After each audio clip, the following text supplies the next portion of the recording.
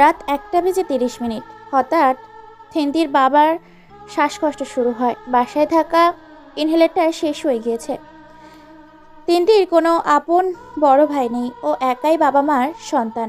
শুধু এসএসসি পাশ করা তিনটি। বাবার কথা ভেবে সকল ভয়কে উপেক্ষা করে বেরিয়ে পড়ে ইনহেলার আনতে। বাসাটা থেকে 3টা গলির পর একটা ফার্মেসি আছে, সেটা সারা রাত খোলাই থাকে। তিনটি বোরখা পরে রওনা দেয় ফার্মেসির উদ্দেশ্যে। পুরো রাস্তা অন্ধকার, অনেক দূর পর পর একটা ল্যাম্পপোস্ট, তাতেও আজ যেন আলো কম। তিনটি আল্লাহ আল্লাহ করতে করতে ফার্মেসির দিকে যাচ্ছে। প্রথম গলিটা ঠিকমতো পার করে, দ্বিতীয় গলিটাও ঠিকমতো পার করে, তৃতীয় গলিতে চলে আসে। এখানে বেশ ভালোই আলো আছে। আর একটু সামনে হাঁটে আসতেই তিনটি ফার্মেসিতে চলে আসে। ভাইয়া, আমাকে এই ইনহেলারটা তাড়াতাড়ি দিন, আমার বাবার খুব শ্বাসকষ্ট হচ্ছে। ফার্মেসির লোকটা তিনটির দিকে একবার তাকিয়ে এত রাতে ওকে এখানে দেখে এসে খুব অবাক হয়। তারপর দ্রুত ইনহেলারটা ওকে দেয়। তিনটি টাকা দিয়ে দ্রুত পা চালাতে শুরু করে বাসার দিকে। মনে মনে আল্লাহকে ডাকছে বারবার, যেন কিছু না হয়। তৃতীয় গলিটা পার করে দ্বিতীয় গলিতে আসতেই তিনটি থেমে যায়, কারণ ওর সামনে 3জন লোক দাঁড়িয়ে আছে। ল্যাম্পপোস্টের আলোতে সম্পূর্ণ স্পষ্ট বোঝা যাচ্ছে তারা ওর দিকে লালসা নিয়েই তাকিয়ে হাসছে। তিনটি পেছনে যেতে পারবে না, কারণ সামনে ওর বাবা মৃত্যুর সাথে লড়াই করছে। ওকে সামনে যেতেই হবে। লোকগুলোর চোখে মুখে লালসা ভরা। তিনটি আহার সময় নষ্ট করতে চাচ্ছে না। আল্লাহর নাম নিয়ে দেয় এক দৌড়। কিন্তু 3জনের ভেতরে একজন তিনটিকে ধরে ফেলে, ওর মুখ চেপে ধরে। বাকি 2জন তিনটির কাছে আস্তে আস্তে বলে, কি রে, এত রাতে বাইরে হয়েছিস? দেহ না দিয়া বাসায় যাবি ভাবছিলি? পারবি না, এইসব বোরকা টোরকা ধরে বাঁচাতে পারবো না। অন্য আরেকজন হাসতে হাসতে বলে, মা, কিন্তু সেই দেরি না কইরা সাইডাল তাড়াতাড়ি। কয়দিন হয়েছে শিকার পাই না, আজ জমায় খামো, কি কস?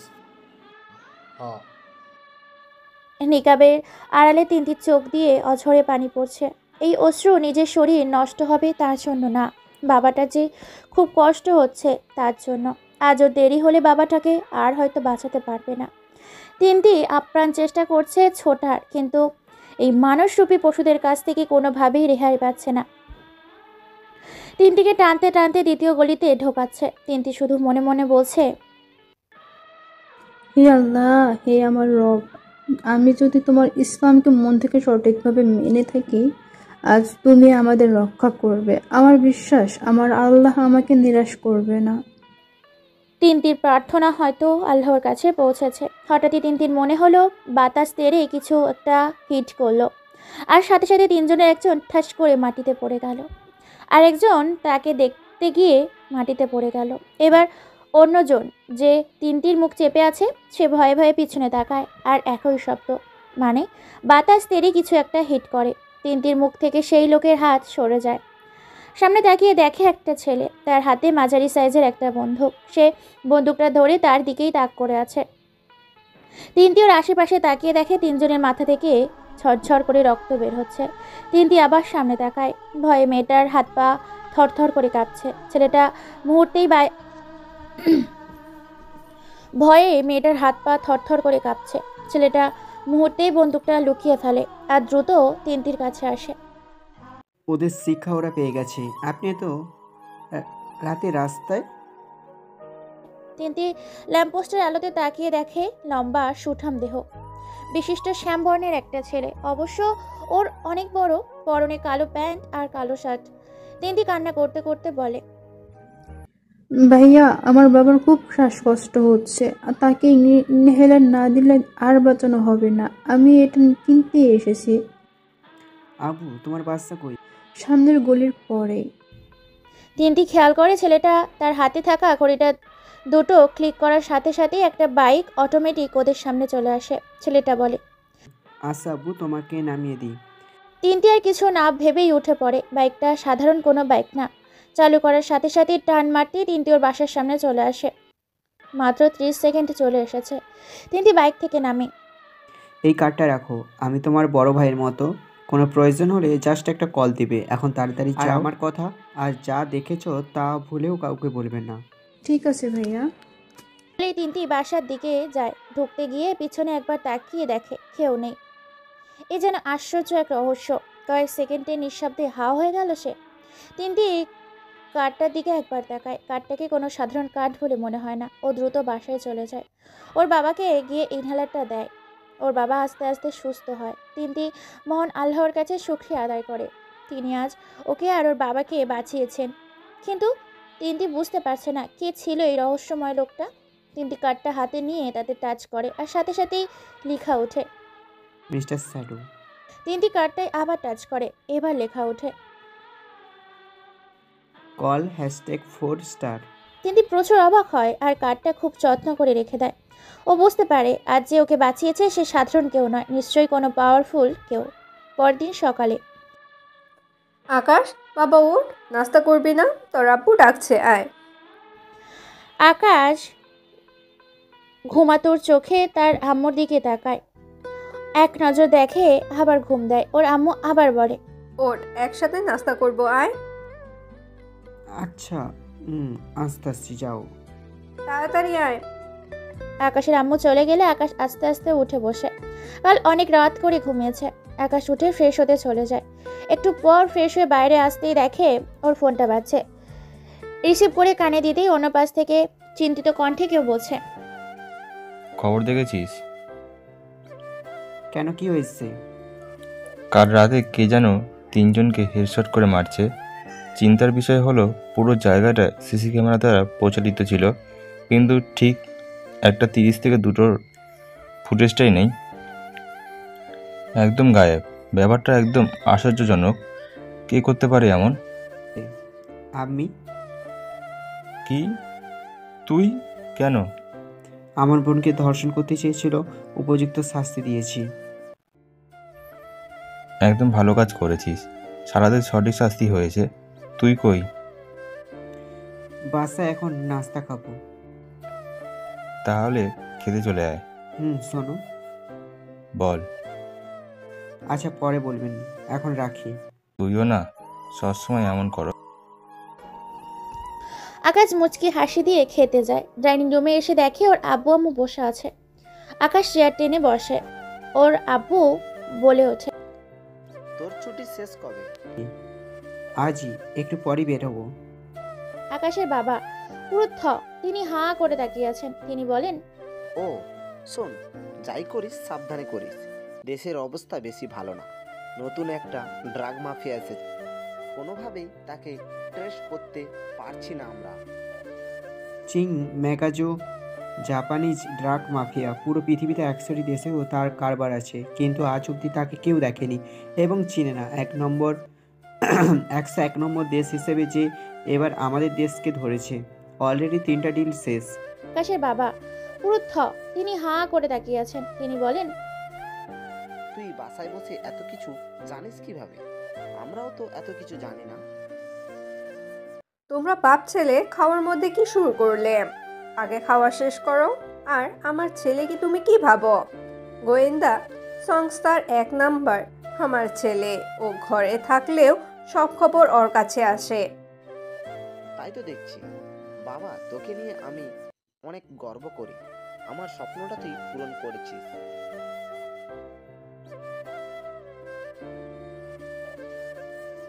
আম্মু, ভয় নেই। দেশের নিরাপত্তা শপথ নিয়েছি আমরা। আমাদের জীবনটা দেশের জন্যই। কি বলে আব্বু? একদম ঠিক কথা বলেছিস। তাড়াতাড়ি খা, তোর সাথে কিছু জরুরি কথা আছে। আচ্ছা। আকাশের বাবা একজন সিনিয়র পুলিশ অফিসার। দীর্ঘদিন যাবৎ দেশের নিরাপত্তার কাজ করে যাচ্ছেন। তার ইচ্ছেতেই তার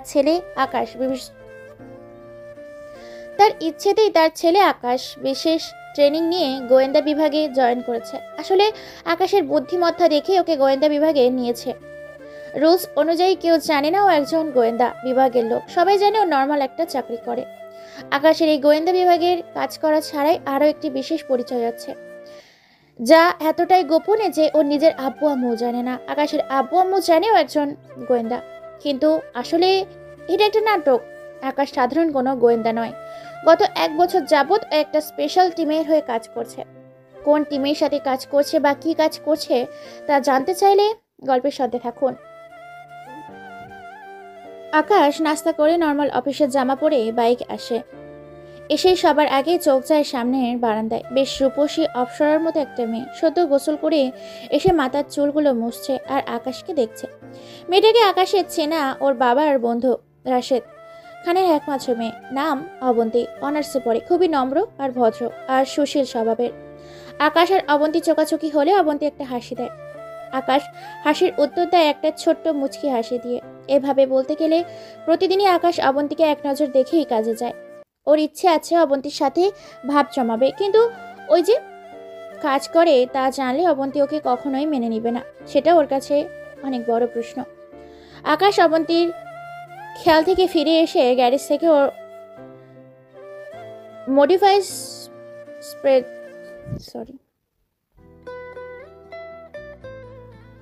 আকাশ অবন্তীর খেয়াল থেকে ফিরে এসে গ্যারেজ থেকে ওর মডিফাইড স্পোর্টস বাইকটা বের করে।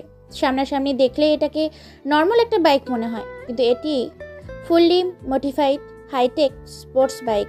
এটিতে রয়েছে স্পেশাল কিছু পাওয়ার, যার সামনে জানা যাবে। আকাশ ওর ঘড়িতে বাইকটাকে নর্মাল মোডে দিয়ে চালু করে। অবন্তীকে একবার দেখে ওদের সিক্রেট বেসে রওনা হয়। আকাশের সিক্রেট বেস এমন একটা জায়গায় যা কেউ কল্পনা করতেও পারবে না। ওদের সিক্রেট বেস যেতে হলে একটি বিল্ডিং এর পানির ট্যাঙ্কির ভিতরে যেতে হয়। এই ট্যাঙ্কটি একটি হাইটেক স্পেস। কেউ যদি খালি চোখে দেখে তাকায় তাহলে মনে হবে ভরপুর পানি, কিন্তু আসলে সেটা একটা এলিভেশন। আকাশ আন্ডারগ্রাউন্ডে ওর বাইক রেখে ছোট্ট একটা রুমে ঢুকে। সেখানে পানির ট্যাঙ্কির রাস্তা। আকাশ ও স্পেশাল চশমাটা পরে ট্যাঙ্কিতে নেমে পড়ে আর অটোমেটিক ওদের বেসে চলে আসে লিফটের মাধ্যমে। এই স্পেশাল বেসটি 50 জন স্পেশাল ট্রেনিং প্রাপ্ত বিশেষজ্ঞ এজেন্ট রয়েছে, যারা দেখতে সাধারণ হলেও সত্যিকারের তারা অসাধারণ ক্ষমতা সম্পন্ন ব্যক্তিগণ। এদের কেউ হ্যাকার, কেউ টেকনিক্যাল স্পেশালিস্ট, কেউ সফটওয়্যার ইঞ্জিনিয়ার, কেউ ডাক্তার, কেউ কম্পিউটার ইঞ্জিনিয়ার, আরও অনেক। এদের স্পেশাল ইন্টেলিজেন্ট পর্যবেক্ষণ করে পুরো দেশ থেকে এদের আনা হয়েছে। আর এসবের পিছনে যিনি রয়েছেন তিনি হলেন স্পেশাল কমান্ডার জনাব মোশাররফ হোসেন। তার পরিকল্পনা আর অর্থায়নের জন্য স্পেশাল টিম তিনি বানিয়েছেন। তার ইচ্ছে অন্য সব দেশের মতো আমাদের দেশও নিরাপত্তা দিক থেকে অনেক দূর এগিয়ে যাবে। এই বাড়িটা মূলত তারই। গত 30 বছর ধরে তিনি সবার আড়ালে এই সিক্রেট বেস বা দেশের অন্যতম হাইটেক স্পেস তিনি বানিয়েছেন। কাদের দিয়ে এই জায়গা বানিয়েছেন এবং যারা বানিয়েছেন তারা কোথাও তা কেউ জানে না। জনাব মোশাররফ হোসেন টিমে কাজ করার পূর্ব শর্ত একটাই, কখনো বিশ্বাসঘাতকতা করলে পুরো পরিবার ধ্বংস হয়ে যাবে এজেন্টের। সেই শর্তের তার টিমে মোট 50 জন কাজ করে, যাদের মধ্যে অন্যতম হলো আকাশ জনাব মোশাররফ হোসেনের রুমে প্রবেশের আগে তার ফুল বডি স্ক্যান করায় আর সাথে সাথেই দরজা খুলে যায়। জনাব মোশাররফ হোসেন তার বাকি সাথীদের নিয়ে বসেছিলেন। আকাশকে দেখেই তিনি বলেন, আরে শ্যাডো যে, আসো আসো, তোমার অপেক্ষায় ছিলাম। তোমার জন্য নতুন মিশন রয়েছে। আকাশ ভিতরে ঢুকে ওর স্থানে গিয়ে বসে। জনাব মোশাররফ হোসেন বলতে শুরু করেন, শ্যাডো, এই নামটা তোমাকে কেন দিয়েছি জানো? কেন স্যার? কারণ তুমি আমার সবচেয়ে স্পেশাল এজেন্ট, যে অন্ধকারের সবার আড়ালে থেকে বিচক্ষণতার সাথে মিশন শেষ করে আসে। তাই তোমার নাম আমি শ্যাডো দিয়েছি। Thank you sir. তো আজ তো তোমার ছুটি শেষ, আশা করি তুমি জানো তোমার নেক্সট মিশন কি। চিং মেজো, the great drug mafia in the world. আমাদের তাকে শেষ করতেই হবে, কারণ সে এবার আমাদের দেশে হানা দিয়েছে। জনাব মোশাররফ হোসেনের একজন সাথী কমান্ডার আশরাফ আলী বলেন, কাজটা কি সহজ হবে মোশারেফ? যেখানে বাইরের দেশের এজেন্টরা ওকে ভয় পায়, আর সেখানে আমরা কিভাবে ওকে শেষ করব? কমান্ডার ইয়াকুল সাঁইদিয়া বলেন, কত সত্য, আর এতে অনেক রিস্ক, কারণ চিংমাংচো কোনো নর্মাল মাফিয়া না। সে সারা দুনিয়ার বড় বড় মাফিয়াকে মাথাকে কিনে রেখে বসে আছে। তার খবরই বা আমরা কিভাবে পাবো? হ্যাঁ, ঠিক ঠিক। কমান্ডার মোশাররফ হোসেন আকাশের দিকে তাকিয়ে আছেন। তিনি হাসি দিয়ে বলেন, কি শ্যাডো, তুমি বোধহয় কিছু বলবে? জি স্যার, চিং মেজো আমাদের মধ্যেই আছে, চাইলে এখনই ধরতে পারেন। হোয়াট? আকাশের কথা শুনে সবার চোখ কপালে উঠেছে। কমান্ডার ইয়াকুব বলেন, হ্যালো, তুমি কি বলছো? মাথা ঠিক আছে? এখানে আমাদের মধ্যে চিংম্যাংচো আর মতো জাপানিজ? জি স্যার, আমি তার ভয়কে বুঝিয়েছি। আমরা তাকে ভয় পাচ্ছি। কেন আমরা তাকে ভয় পাবো? আমরা মোটেও তার সামনে দুর্বলতা, যথেষ্ট শক্তিশালী। আমরা চাইলে আমরা তাকে শেষ করতে পারবো, শুধু সময় তার টেকনিকের ব্যাপার। বাহ, চমৎকার, গ্রেট, এটাই চাচ্ছিলাম আমি।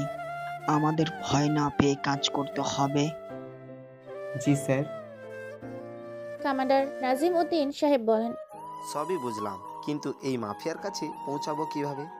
সে তো অনেক চালাক, বিভিন্ন জায়গায় তার লোক। ধরা খেলে জীবন যাবে নিশ্চিত। তার প্ল্যানে আমার করা শেষ। ব্যাপারটা বেশ জটিল মনে হলেও আমি অতটাও জটিল মনে করি না। সাব্বাস, তাহলে প্ল্যানটা তাড়াতাড়ি বলে ফেলো। স্যার, চিং মেজো এর ড্রাগসগুলো অনেক দামি, সো এগুলো যদি বাই এয়ার আসতো তাহলে এতদিন ধরা খেত। আবার যদি পানির পথে বা রোড দিয়ে আসতো তাহলেও ধরা খেত, কিন্তু ধরা খাচ্ছে না। তাহলে কিভাবে ঢুকছে? পানিপথেই স্যার। এই না বললে পানিপথে আসছে না? ওপেনলি আসে না স্যার, সিক্রেটভাবে টেকনিক করে আসে। কিভাবে শ্যাডো? চিংমেজের প্রতিটি শিপিং চট্টগ্রামেই হয়, সেখান থেকেই ডিস্ট্রিবিউট হয়। তাহলে আমাদের লোকদের হাতে ধরা পড়ছে না কেন? কারণ শিপিংগুলো ঢেকে হচ্ছে না, হচ্ছে আরও অনেক দূরে। আমি মনে করি ওদের শিপগুলো সমুদ্রের মাঝে এসে থামে, এরপর যখন মধ্যরাতে তখন ডেক থেকে অনেক দূরে ওদের শিপিংটা হয়। যদি এরকমটা না হয়? স্যার, আমাকে চট্টগ্রামে যেতে হবে, আমি 100% শিওর, কারণ আমার স্পাই আমাকে বলেছে চট্টগ্রামের বিভিন্ন জায়গায় একটা সাদা মাইক্রো দেখেছে। গভীর রাতে আমাদের জাস্ট মাইক্রোটাকে ফলো করতে হবে, তাহলেই আমরা ডিলারকে পাবো, আর ডিলারকে পেলেই অনেক ইনফরমেশন জানা যাবে। এত সহজ হবে সব কিছু ডার্ক, যদি তুমি ধরা পড়ো? নাজিফো আমার হাতের ট্রেনিং প্রাপ্ত, চিন্তা করো না, ওর কিছু হবে না। তোমার প্ল্যানটা আমার পছন্দ হয়েছে। তাহলে তুমি কবে চট্টগ্রাম যেতে চাচ্ছ? স্যার, আজ তো সোমবার, বুধবার রাতে রওনা হব, কারণ নেক্সট উইক বৃহস্পতিবার। তাহলে তাই হবে। আপনারা আসুন, এখন শ্যাডোর সাথে আমার কিছু গুরুত্বপূর্ণ কথা আছে। বাকিরা বাইরে চলে যায়। জনাব মোশাররফ হোসেন এবার আকাশের কাছে এসে ওর কাঁধে হাত রেখে বলে, আমি জানি এই মিশনটা সহজ না, খুব কঠিন আর রিস্কি। আমার একমাত্র ভরসা তুমি। আমার বিশ্বাস তুমি পারবে মিশনটা কমপ্লিট করতে। তবে এবার তুমি একা না, তোমার সাথে অন্য একজন থাকবে। বলেই কমান্ডার মোশাররফ হোসেন তার চেয়ারে গিয়ে বসেন। আকাশ অবাক হয়ে বলে, কিন্তু স্যার, আমি তো একা কাজ করতে পছন্দ করি, আর কে থাকবে আমার সাথে? শ্যাডো, তুমি আমার কাছে অনেক গুরুত্বপূর্ণ একজন এজেন্ট। আমি তোমার জীবনের রিস্ক নিতে চাই না, তাই তোমার সাথে যাকে দিচ্ছি সে ঠিক তোমার মতোই দক্ষ আর কৌশলী। তুমি যেদিন যাবে সেদিন তার সাথে তোমার দেখা হবে। আমি অপেক্ষায় থাকবো স্যার। ওকে, তাহলে প্রস্তুতি নাও মিশনের। আমি তোমার জন্য নতুন কিছু আর্মস আনিয়েছি, সেগুলো দেখে নিও। ওকে স্যার। আকাশ বাইরে চলে আসতেই নাসিবের সাথে দেখা হয়। নাসিব আকাশকে দেখে বলে, বস, কমান্ডার কি আদেশ দিলেন? নতুন মিশন। বস বস না করে বাইরে চল, কথা আছে। ওকে বস, হো হো হো। আকাশ আর নাসিব সমবয়সী, ওরা খুব ক্লোজ ফ্রেন্ড। তবে ডিপার্টমেন্ট পদটির দিক থেকে আকাশ সবার বড়, তাই সালাম ওকে তবে ডিপার্টমেন্ট দিক থেকে আকাশ সবার বড়, তাই সালমান ওকে সবার মতো বস বস বলে। আকাশ আর নাসিব একটা নর্মাল চায়ের দোকানে দুজন 2 কাপ চা নিয়ে বসে। এখন সত্যি করে বল, তুই কি আমার সাথে ঘুরতে যাচ্ছিস? স্যার কি তোকে আমার সাথে যেতে বলেছে? না তো দোস্ত, আমাকে কিছু বলে নাই, একটু বুঝাইয়া বল। আর তুই তো সব সময় একা ঘুরতে যাস বড় বড় জায়গায়। স্যার বললো এবার নাকি কাকে আমার সাথে অন্য কাউকে দিবে, সে নাকি আমার মতো দক্ষ। আমি ভাবলাম হয়তো তুই, কিন্তু এখন দেখছি আচ্ছা আর কে হতে পারে? ফিল্ডে সব সময় তুই আর আমিই কাজ করি, আর তো কাউকে দেখছি না দোস্ত। রহস্য ভাই, কে যে হতে পারে কে জানে। এতদিন একা কাজ করলাম, এবার কাকে সাথে পাই কে জানে। আরে টেনশন নাই, স্যার ভালো কাউকেই দিবে। শোনো, বাইকের চাবিটা নে আর কাজ করে দিস, আমি বুধবার নিব। ওকে বস। বিকাল 4:23। আকাশ ওর বাসার নিচে আসতেই অবন্তীকে দেখে, তবে একা না, সাথে একটা ছেলে, বডি বিল্ডার টাইপ ছেলেটা। আকাশ তীক্ষ্ণ দৃষ্টিতে অবন্তীকে দেখছে। অবন্তী তাড়াতাড়ি কথা শেষ করে আর ছেলেটাকে বাই বলে চলে যায়। আকাশ আস্তে আস্তে অবন্তীর কাছে যায়। অবন্তী সালোয়ার আর হিজাব পরে আছে। আকাশকে দেখে খুব নম্রভাবে সালাম দেয় ও। আসসালামু আলাইকুম। ওয়ালাইকুম আসসালাম। কে ছিল ছেলেটা? অবন্তী অবাক হয় আকাশের প্রশ্নে। ও খেয়াল করে আকাশের মুখটা অনেক শক্ত হয়ে আছে। অবন্তী নিচু স্বরে বলে, আমার বড় ভাইয়া মানে কাজিন। ও আকাশ মনে মনে বলে, যাক বাবা, আমি তো ভাবলাম বয়ফ্রেন্ড নাকি আবার। এদিকে অবন্তী মনে মনে বলে, উনি এখন হাসছে কেন? মনে হয় আমার বিয়ে ভেবেছিল উনি। সামনের কয়দিন তোমাকে আর দেখতে পারবো না। কেন? অফিস থেকে একটা কাজে যাব, ফিরতে দেরি হবে। ও, আপনি কি আমাকে দেখার জন্য অপেক্ষায় থাকেন নাকি? না মানে অমন কিছু না, তোমাকে দেখে কাজে গেলে দিনটা ভালো যায় আর কি। একটা পবিত্র নিষ্পা মুখ দেখে কাজে গেলে তার দিনটাই অবশ্যই ভালো যাবে। অবন্তী অনেক লজ্জা পায়। আচ্ছা আসি, ভালো থাকবেন। আমার জন্য দোয়া করো যাতে আমাদের আবার দেখা হয়। অবন্তী একটা হাসি দেয়। দোয়া করলাম আমাদের যেন খুব তাড়াতাড়ি দেখা হয়। আকাশ একটা মুচকি হাসি দেয়। অবন্তী ওর বাসায় চলে যায়। আকাশ অবন্তীকে নিয়ে প্রায় 3 থেকে 4 বছর হলো। প্রথম দেখায় অবন্তীকে ভালো লাগে ওর অনেক, তাই কখনো অন্য কোনো মেয়ের দিকে আকাশ তাকায়নি। আকাশের দুনিয়া দুটো, একটা ওর কাজ আর একটা ওর পরিবার আর অবন্তী। আকাশের ইচ্ছা এই মিশনটা শেষ করে অবন্তীকে ওর মনের কথা বলবে, সেই অপেক্ষায় আছে ও। অবন্তীকে মনের কথা বলতে হলেও ওকে আবার ফিরে আসবে হবে সেই ডেঞ্জারাস মিশনটা কমপ্লিট করে। দেখতে দেখতে বুধবার চলে আসে। আজ রাতে আকাশ চট্টগ্রামের উদ্দেশ্যে রওনা হবে, তবে একা না, সাথে কেউ একজন থাকবে। আপাতত সেই একজনটা কে সেটা জানার জন্য বেশি উত্তেজিত হয়ে আছে আকাশ। আকাশ সন্ধ্যার দিকে বাবা মার কাছ থেকে বিদায় নেয়, দোয়া নিয়ে ওদের সিক্রেট বেসে চলে আসে। এসে নিজেকে প্রস্তুত করতে থাকে। রাত 12টার পর রওনা হবে। নিজেকে প্রস্তুত করে আকাশ সবার সাথে কথা বলে। কমান্ডার মোশাররফ হোসেনের রুমে যায়, সেখানেই ওর সাথে ওর পরিচয় হয়। Sir, I am ready. Good. So সময় এসেছে তোমার সাথীর সাথে তোমাকে পরিচয় করিয়ে দেওয়ার। মিট এজেন্ট রেড রোজ, তোমার পরে আমার সবচেয়ে বিশ্বস্ত আর প্রিয় এজেন্ট। ও এজেন্ট রেড রোজ আকাশের পাশে এসে দাঁড়িয়ে স্যালুট দিয়ে। আকাশ ওর পাশে তাকিয়ে যাকে দেখে ও কল্পনাও ভাবেনি ওর সাথে এ হবে। আকাশ চোখ দুটো বড় বড় করে অবাক মিশ্রিত কণ্ঠে বলে, আজ আপনাদের জন্য ছোট্ট একটা প্রশ্ন। কে এ এজেন্ট যাকে দেখে আকাশ এতটা অবাক হলো? ভদ্র, নম্র আর সুশীল ভাবা অবন্তীকে এইভাবে এজেন্ট হিসেবে দেখে আকাশের চোখ কপালে উঠেছে। ওর কেন জানি বিশ্বাসই হচ্ছে না অবন্তীর মতো মেয়ে কিভাবে এইরকম হতে পারে। আকাশকে উদ্দেশ্য করে কমান্ডার মোশাররফ হোসেন বলেন, জানতাম অবাক হবে। অবাক হওয়ার কথাই। অবন্তী ছোট কাল থেকেই পড়াশোনায় আর টেকনোলজিতে অনেক ভালো। ওর বাবা আমার বন্ধু হওয়ায় আমি সবার আড়ালে ওকে এজেন্ট রেড রোজ হিসেবে বানিয়েছি। শ্যাডো কিন্তু তোমাকে চিনতো বেশ আগে থেকেই, যখন থেকে তুমি গোয়েন্দা হয়েছ তখন থেকে। আকাশ শুধু অবাক হয়ে অবন্তীর দিকে তাকিয়ে আছে। অবন্তীর সামনে তাকিয়ে আছে। কমান্ডার মোশাররফ হোসেনে আবার বলেন, রংপুরের মিশনটা মনে আছে? খুব জটিল একটা মিশন ছিল। আমাদের এজেন্ট রেড রোজ তা খুব সহজেই কমপ্লিট করেছে, যা তুমি ভালো করে জানো। তারপর ঢাকার পদ্মার পাড়ের মিশনটা, সেটাও এজেন্ট রেড রোজ কমপ্লিট করেছে। এরকম অনেক মিশন ও কমপ্লিট করেছে শ্যাডো আর রেড রোজ। তোমরা আমার সবচেয়ে বড় শক্তি। আমি চাই তোমরা এই শক্তি আর দক্ষতা নিজেদের মাঝে ভাগাভাগি করে নিও, যাতে একে অপরের ঢাল হয়ে শত্রুর সাথে লড়াই করতে পারো। Okay sir. জি স্যার। তাহলে তোমরা এখনই রওনা হও। ডার্ক, এদিকে আসো।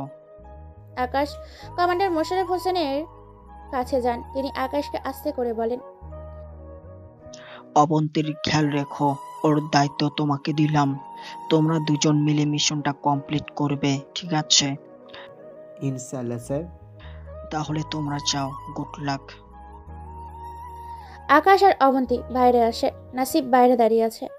ওকে তো ভালো করেই চিনি, তাই না? সব জানতি তাও বললি না। অবন্তী ম্যাম না করেছে বলতে বস। রাখ তোর ম্যাম। আমি যে কি শর্টে আছি সেটা আমিই জানি। কেমনে ভাই, কেমনে? একটুও বুঝছিল না? ব্যাপার না, মিশনে মন দে, সাবধানে যা। দোয়া করিস। আর বাইক রেডি তো? ওই যে তোর বাইক। আকাশের বাইক নিয়ে আসে। নতুনভাবে মডিফাইড করা হয়েছে। বিভিন্ন শক্তিশালী আর্মস লুকিয়ে আছে এই বাইকের মধ্যে। আকাশ অবন্তীর কাছে আসে। অবন্তী বাইকের কাছে দাঁড়িয়েছিল। তুমি আমাকে বলনি কেন এরকম একটা করতে পারলে তুমি?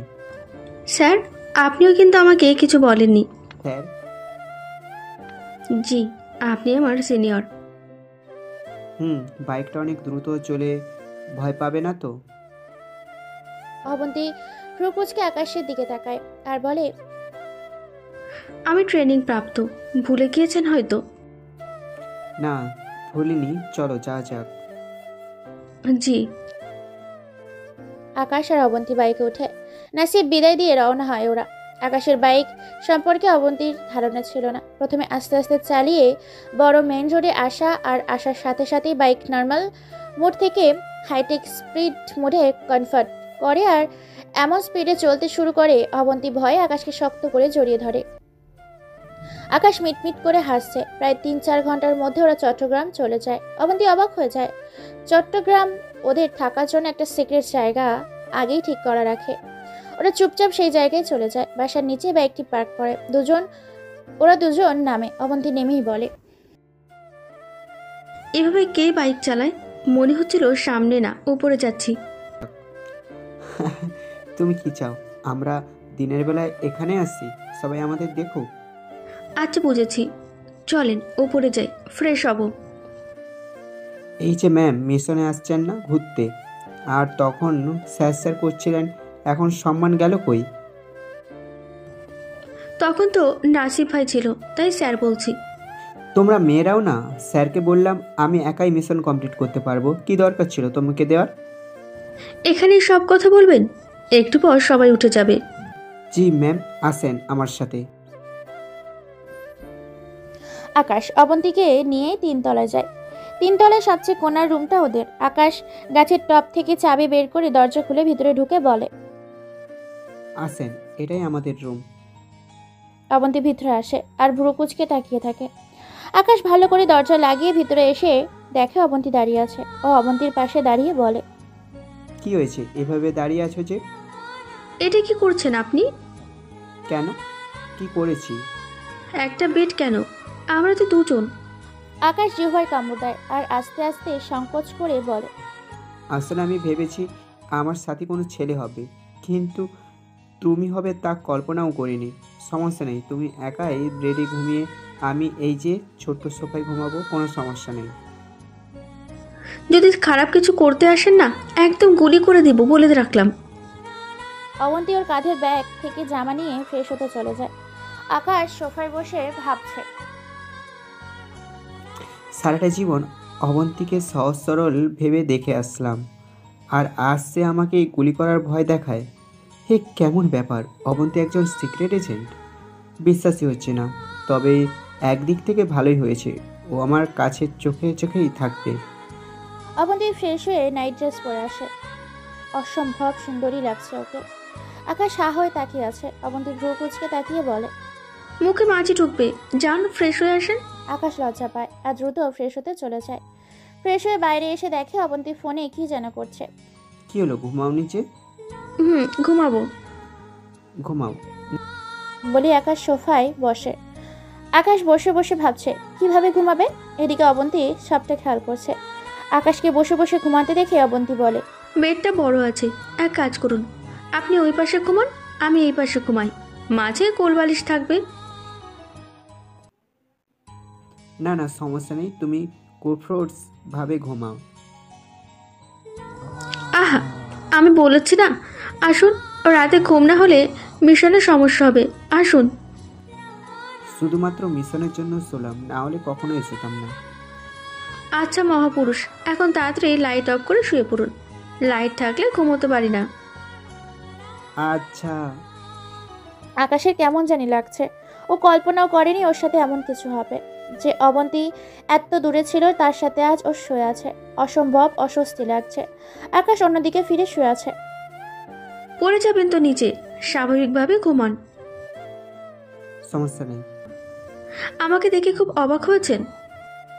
অনেক। কখনো ভেবেছেন আমার সাথে মিশনে যাবেন, একসাথে ঘুমাবেন? কখনোই না, আমার কল্পনা তুমি অন্যরকম, এরকম না। আমি ঘুমালে আমার কিছু করবেন না তো? একা একটা মেয়ে, আপনার লোভ হতেই পারে। আমি ওরকম ছেড়ে না অবন্তী। কিন্তু আমি যে ওরকম মেয়ে। হঠাৎই আকাশ ফিল করে ওর শরীরের খুব কাছে অবন্তী চলে এসেছে। আস্তে আস্তে আকাশের শরীরে হাত দিচ্ছে। আকাশ দ্রুত ফিরে তাকায় অবন্তীর দিকে। অবন্তী নেশাকাতর চোখে আকাশের দিকে তাকিয়ে আছে। আকাশ ভয় আর লজ্জায় শেষ। অস্পষ্ট স্বরে বলে, কি কি কি কি কি করছো এসব? মাথা ঠিক আছে তোমার? ওইদিকে যাও। না, আমার মাথা ঠিক নেই। এদিকে আসুন, কাছে আসুন। আপনি আর আমি একা তো, কেউ নাই, আসুন কাছে আসুন। আকাশ অবন্তীর বাহুডোর থেকে নিজেকে ছাড়িয়ে এক লাফে বিছানা থেকে নেমে দাঁড়িয়ে হাঁপাচ্ছে আর রাগীভাবে বলছে, মাথা নষ্ট হয়েছে তোমার? কি যাতা বলছো? এটা কি দেখছো? গুলি করে দিব, একদম মাথা ঠিক করো। অবন্তী বিছানায় বসে আকাশের দিকে তাকিয়েছিল। আকাশের অবস্থা দেখে হাসতে হাসতে ও শেষ হয়ে যাচ্ছে। অবন্তী হাসতে হাসতে বলে, 100-তে 200 পেয়েছেন, মজা করছিলাম একটু, সরি। দেখলাম আপনার মনে আমাকে নিয়ে খারাপ কিছু আছে কিনা। আপনি সত্যিই খুব ভালো। আকাশ বোকা হয়ে তাকিয়ে আছে আর অবন্তীর হাসি দেখছে। মেয়েরা শত্রুর চেয়েও ডেঞ্জারাস। আচ্ছা, আর জ্বালাবো না, এবার শুয়ে পড়ুন। এখন আমিও নিশ্চিন্তে ঘুমোতে পারবো। লাইট অফ করে দিন, টাটা। অবন্তী অন্যদিকে ফিরে শুয়ে পড়ে। মিটমিট করে হাসছেও। আকাশ তা ভালোই বুঝতে পারছে। আকাশ লাইট অফ করে কিছুক্ষণ সোফায় বসে থাকে। অবন্তী ঘুমোলে তারপর বিছানায় উঠে শুয়ে পড়ার আগেই অবন্তী গায়ে কাঁথা দিয়ে দেয়। তারপর আকাশও ঘুমিয়ে পড়ে। পরের দিন সকালে অবন্তী আস্তে আস্তে চোখ মিলে তাকিয়ে তো বিশাল এক বড় শক খায়। আকাশ জাস্ট একটা কালো গেঞ্জি পরে জিম করছে। ওর মোটা শক্ত বাইসেলস খোলা দেখা যাচ্ছে। অবন্তী পিছনে শুয়ে হা করে আকাশকে দেখছে। আকাশ হঠাৎ পিছনে তাকাতেই অবন্তী চোখ বন্ধ করে ফেলে। আকাশ অবন্তীর দিকে তাকিয়ে আস্তে আস্তে বলে, ঘুমন্ত অবস্থায় ওকে কত মায়াবী লাগে, চাই ফ্রেশ হয়ে আসি। আকাশ চলে যায়। অবন্তী লজ্জায় লাল টমেটো হয়ে আছে। আকাশ ফ্রেশ হয়ে আসলে দেখে অবন্তী উঠে বসে আছে। Good morning ma'am. Good morning. ঘুম হয়েছে ম্যামের? তাহলে তুমি ফ্রেশ হও, আমি নাস্তা নিয়ে আসি। কোনো সমস্যা হলে তোমার ঘড়িতে অ্যালার্ট অপশানে ক্লিক করো, তাহলেই হবে। আমি জানি, আর আমি নিজের সুরক্ষা নিজেই করতে পারি। আপনি নাস্তা নিয়ে আসেন তাড়াতাড়ি, ক্ষুধা লাগছে অনেক। আকাশ নাস্তা আনতে চলে যায়। 20 মিনিট পর বাসায় ফিরে 2বার বেল দেয়, কিন্তু কেউ দরজা খোলে না। আকাশ আবার বেল দেয়, এখনো অবন্তী দরজা খুলছে না। আকাশ দ্রুত এক্সট্রা চাবিটা বের করে দরজা খুলে ভেতরে ঢুকে, আর সাথে সাথেই অবন্তী ওয়াশরুম থেকে বের হয়। অবন্তী শুধু তোয়ালে দিয়ে নিজেকে জড়িয়ে আছে। আকাশ মোটেও প্রস্তুত ছিল না এই দৃশ্য দেখার জন্য। আকাশকে এইভাবে ভিতরে আসতে দেখে অবন্তী চিৎকার করার আগেই আকাশ ওর মুখ চেপে ধরে। ভুলেও চিৎকার দিও না, আমি বাইরে যাচ্ছি, ড্রেস পরে আমাকে SMS দিও। আকাশ এটা বলেই বাইরে চলে আসে। অবন্তী পাথরের মতো দাঁড়িয়ে আছে। কি হলো এটা? আকাশ ওকে এভাবে দেখে ফেললো। লজ্জায় শেষ হয়ে যাচ্ছে অবন্তী। ও তাড়াতাড়ি ড্রেস পরে আকাশকে ভেতরে আসতে বলে। আকাশ ভেতরে আসলে অবন্তী একদম আকাশের কাছে এসে ভ্রু কুঁচকে রাগীভাবে তাকিয়ে বলে, আপনি এইভাবে ভেতরে ঢুকলেন কেন? এটা কি ঠিক হয়েছে? বেল দিতেন, আমি দরজা খুলতাম। আকাশ অবন্তীর চোখের দিকে তাকিয়ে আছে, নেশাকাতর চোখে তাকিয়ে আছে ওর দিকে। অবন্তীর রাগটা পড়ে যায়। ও একটু পিছিয়ে সরে লজ্জাসিক্ত কণ্ঠে বলে, কাজটা ঠিক করেননি আপনি, একটা লুচ্চু। আকাশ হাসি দিয়ে নাস্তা বাড়তে বাড়তে বলে, অনেকগুলো বেল দিয়েছি, কিন্তু তুমি দরজা খোলোনি, তাই ভয় পেয়ে আমি এক্সট্রা চাবি দিয়ে ভেতরে ঢুকেছি। আর ঢুকে হয়েছে, আর বলতে হবে না, আমি ওয়াশরুমে থাকাই শুনিনি, সরি। আমিও সরি। তাও আপনি লুচ্চু। আকাশ মুচকি হাসে আর মনে মনে বলে, এবার মিশনটা বোধহয় খুব মজারই হবে। খেতে আসো, বের হতে হবে। নাস্তা খেতে খেতে অবন্তী আস্তে করে বলে, কিছু দেখেন নাই তো আমার? অবন্তী হঠাৎ করে এই ধরনের প্রশ্ন শুনে আকাশের কাশি শুরু হয়ে যায় অনেক। অবন্তী দ্রুত পানি এগিয়ে দেয়। আকাশ পানি খেয়ে শান্ত হয়। অবন্তী মিটমিট করে হাসছে। আকাশ খেতে খেতে বলে, কিছু থাকলে না দেখবে। অবন্তীকে রাগানোর জন্য অবন্তীর খুব রাগ হয়, কিন্তু ও কিছুই বলতে পারে না, কারণ ওর কি আছে না আছে তা ও নিজ থেকেই বলতে পারে না। বিষয়টা লজ্জার। এখন আকাশ মুচকে আসছে। অবন্তীর কথার জালে ফেলিয়ে অবন্তী মনে মনে বলে, আমার কি আছে না আছে পরে বোঝাবো, দাঁড়া তুই লুচ্চু বেটা। খাওয়া দাওয়া শেষ হলে আকাশ সবকিছু ভুলে মিশনে মন দেয়। ওর পার্সোনাল ল্যাপটপটা নিয়ে বসে, সাথে অবন্তীও। এটা হলো এই এলাকার পুরো ম্যাপ। এখানে এখন আমাদের বের করতে হবে ওরা আসলে ডেলিভারিটা কোথায় দিচ্ছে, কারণ আজই ডেলিভারি সঠিক গেস না করতে পারলে মিস হয়ে যাবে অবন্তী।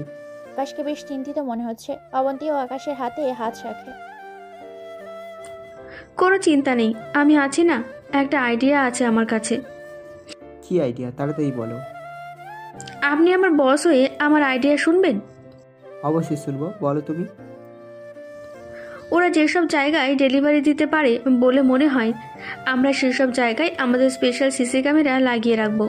আর আমরা দুজন থাকবো সেই জায়গায় যেখানে আপনার সবচেয়ে বেশি মনে হবে যে ওরা ডেলিভারি দিতে পারে। আইডিয়াটা কেমন? 100 তাহলে এটাই হবে। আপনি কি আমাকে পরীক্ষা করলেন? কি জানি। আকাশ উঠে ওর ব্যাগ থেকে সিসি ক্যামেরাগুলো বের করে। মোট 10টা ক্যামেরা এনে ওর ল্যাপটপের সাথে কানেক্ট করে নেয়। অবন্তী শিওর হয় যে আকাশ ওকে পরীক্ষা করছে। ও খুশি যে পরীক্ষায় 100 পেয়েছে। রাতে এগুলো লাগাবো, ওরা তো মধ্যরাতে ডেলিভারি করবে। আমরা 11টায় ক্যাম্পগুলো লাগিয়ে দিব। আচ্ছা, তাহলে এখন ঘুরে আসি চলেন। চট্টগ্রামটা কখনো ঘুরে দেখা হয়নি, আপনার সাথে ঘুরতে যাওয়ার খুব ইচ্ছা ছিল। না করবেন না প্লিজ। এইভাবে মিনতি দেখে আকাশ মুগ্ধ হয়। ও যে কখনোই অবন্তীকে না করতে পারবে না তা অবন্তী জানে না। ওর প্রতি অবন্তীর টান দেখেও প্রতিনিয়ত মুগ্ধ হচ্ছে, আর অবন্তী প্রতি দুর্বল হচ্ছে। আচ্ছা যাব। কোথায় যাবে বলো? এখানে একটা বড় মেলা বসেছে, চলেন সেখানে যাই, খুব মজা হবে। তুমি কি সত্যি মিশনে এসেছো নাকি ঘুরতে? বলো তো। বলবো না, টপ সিক্রেট। তুমিও না, যাও রেডি হও। আচ্ছা। অবন্তী খুব খুশি হয় আর রেডি হতে চলে যায়। আকাশ এই ফাঁকে ওর ল্যাপটপ দিয়ে মেলার লোকেশন বের করে। সেখানে সব কয়টা সিসি ক্যামেরা হ্যাক করে প্রতিটা জায়গায় ভালো করে দেখছে, যাতে ওদের কোনো সমস্যা না হয়। কিছুক্ষণ পর অবন্তী বের হয়ে আসে। চলুন যাওয়া যাক। আকাশ ল্যাপটপ থেকে মাথা উঠিয়ে অবন্তীর দিকে তাকিয়ে থ হয়ে যায়। খুব সিম্পল ভাবে অবন্তী সেজেছে, কিন্তু অসম্ভব সুন্দর লাগছে ওকে। অবন্তী লজ্জা মিশ্রিত কণ্ঠে বলে, শুধু কি আমাকে দেখবেন নাকি যাবেন? না না, মানে চলো। আকাশ অবন্তীকে নিয়ে নিচে এসে বাইকে করে মেলার দিকে যাচ্ছে। অবন্তী খুব শক্ত করে আকাশকে পেছন থেকে ধরে আছে, কিন্তু আকাশ নর্মাল মোডে আস্তে আস্তে চালাচ্ছে। আকাশ মুচকি হাসে অবন্তীর কাণ্ড দেখে। বাইক পার্ক করে ওরা ভেতরে যায়। অবন্তীর চোখে মুখে অনেক খুশির ছাপ। আকাশের অনেক ভালো লাগছে অবন্তীকে হাসি খুশি দেখে। কিছু কিনতে ইচ্ছে হলে বইলো, কিনে দিব। চুড়ি কিনবো। আচ্ছা আসো। আকাশ অবন্তীকে নিয়ে চুড়ির দোকানে যায়। অবন্তী অন্য মেয়েদের সাথে চুড়ি কিনছে। অবন্তী চুড়ি কিনতে ব্যস্ত থাকায় আকাশের অন্য সাইডে একটা দোকানে নজর যায়। গলার হার বিক্রি করছে। আকাশ সেখানে গিয়ে কিছু হার আর লকেট দেখছে।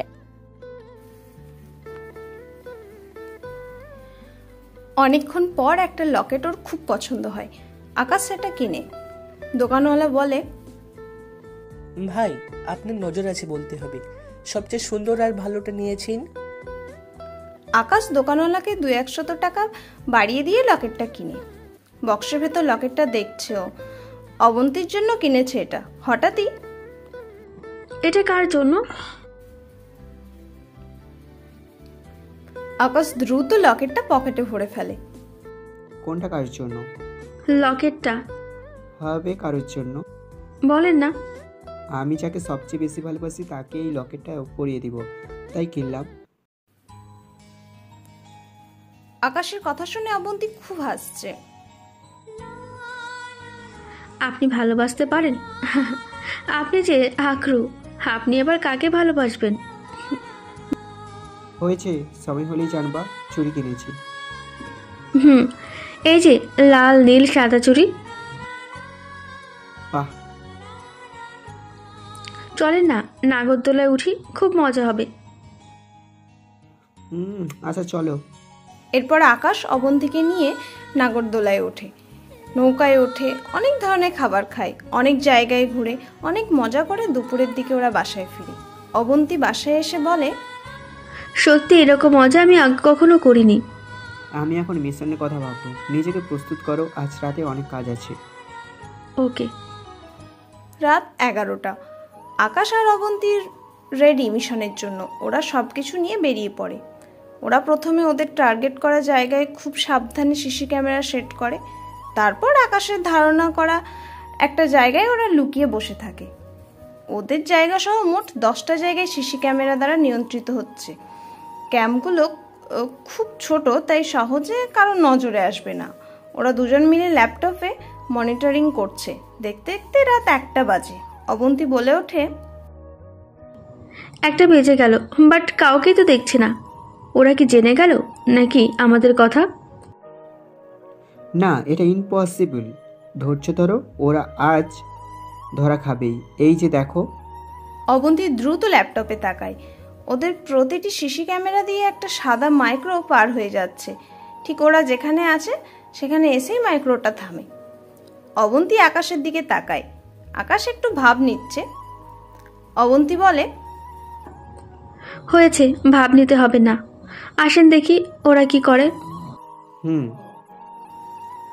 আকাশ আর অবন্তী বাইনোকুলার দিয়ে দেখছে। ওরা দেখে একটা লোক মাইক্রো থেকে বের হয়ে সে তার পকেট থেকে ফোনটা বের করে মেসেজ করে ফোনটা আবার পকেটে রাখে। আকাশ অবন্তীকে বলে, তুমি এখানে থাকো, কোথাও যাবে না আমার আদেশ ছাড়া। আমি যাব আর আসবো। মানে কি? কই যাবেন আপনি? এই ট্যাঙ্কারটা গাড়িতে লাগাতে হবে। আমরা গাড়ির পেছনে যেতে পারবো না, কারণ আমার মনে হয় না এত সহজে এই গাড়ি এত দামি ড্রাগস নিয়ে যাবে। ব্যাকআপ অবশ্যই সাথে আছে। তুমি জাস্ট বসো, আমি এটা লাগিয়ে আসছি। ওকে, আসুন। বলো। সাবধানে। আকাশ অবন্তীর দিকে তাকিয়ে মুচকি হাসে। ট্রাকারটা হাতে নিয়ে আগে আশেপাশে সব দেখে নেয়। এই বাইনোকুলার কোনো সাধারণ বাইনোকুলার না, এটা দিয়ে হিউম্যান ডিটেক্ট করা যায়। আকাশ অবন্তীকে ইশারা দিয়ে আস্তে আস্তে বসে। হামাগুড়ি দিয়ে গাড়ির কাছে যাচ্ছে। একদম নিঃশব্দে গাড়ির কাছে পৌঁছে গাড়ির ঠিক নিচের ট্রাকারটা লাগাইও, যাতে কেউ খুঁজে না পায়। লাগিয়ে আবার দ্রুত চলে আসে। অবন্তীর মন শান্ত হয়।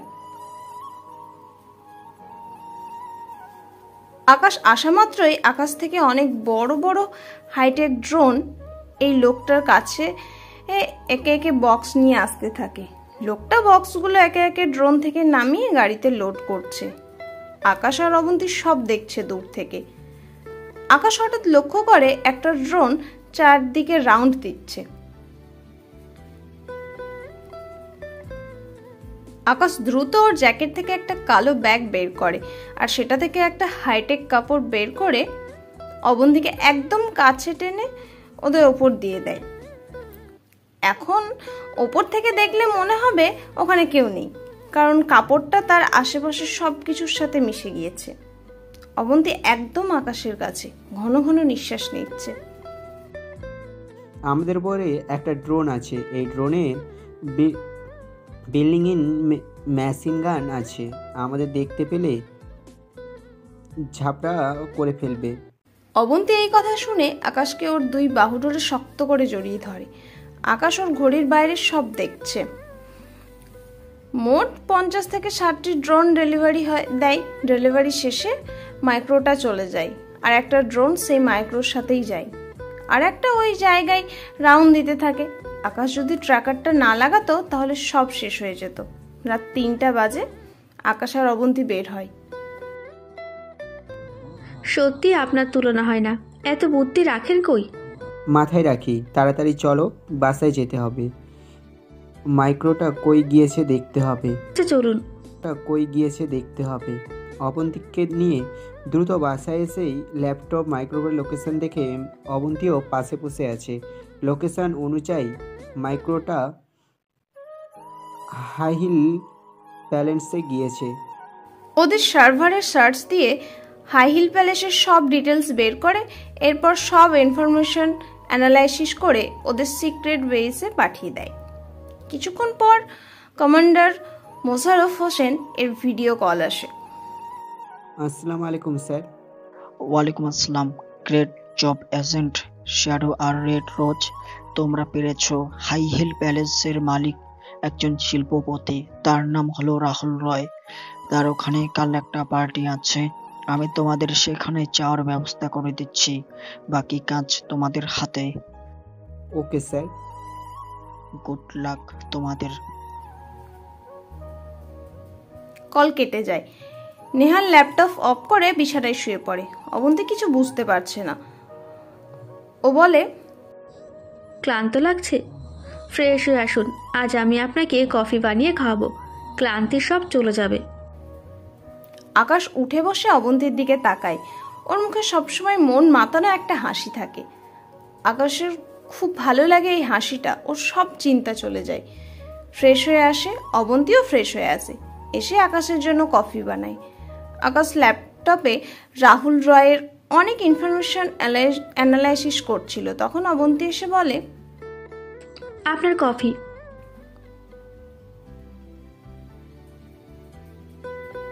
আকাশ অবন্তীর হাত থেকে কফিটা নেয়, ল্যাপটপটা পাশে রেখে বিছানা ছেড়ে উঠে দাঁড়ায় আর অবন্তীর হাতটা ধরে। অবন্তী ঘটনার আকস্মিকতাই কেঁপে ওঠে।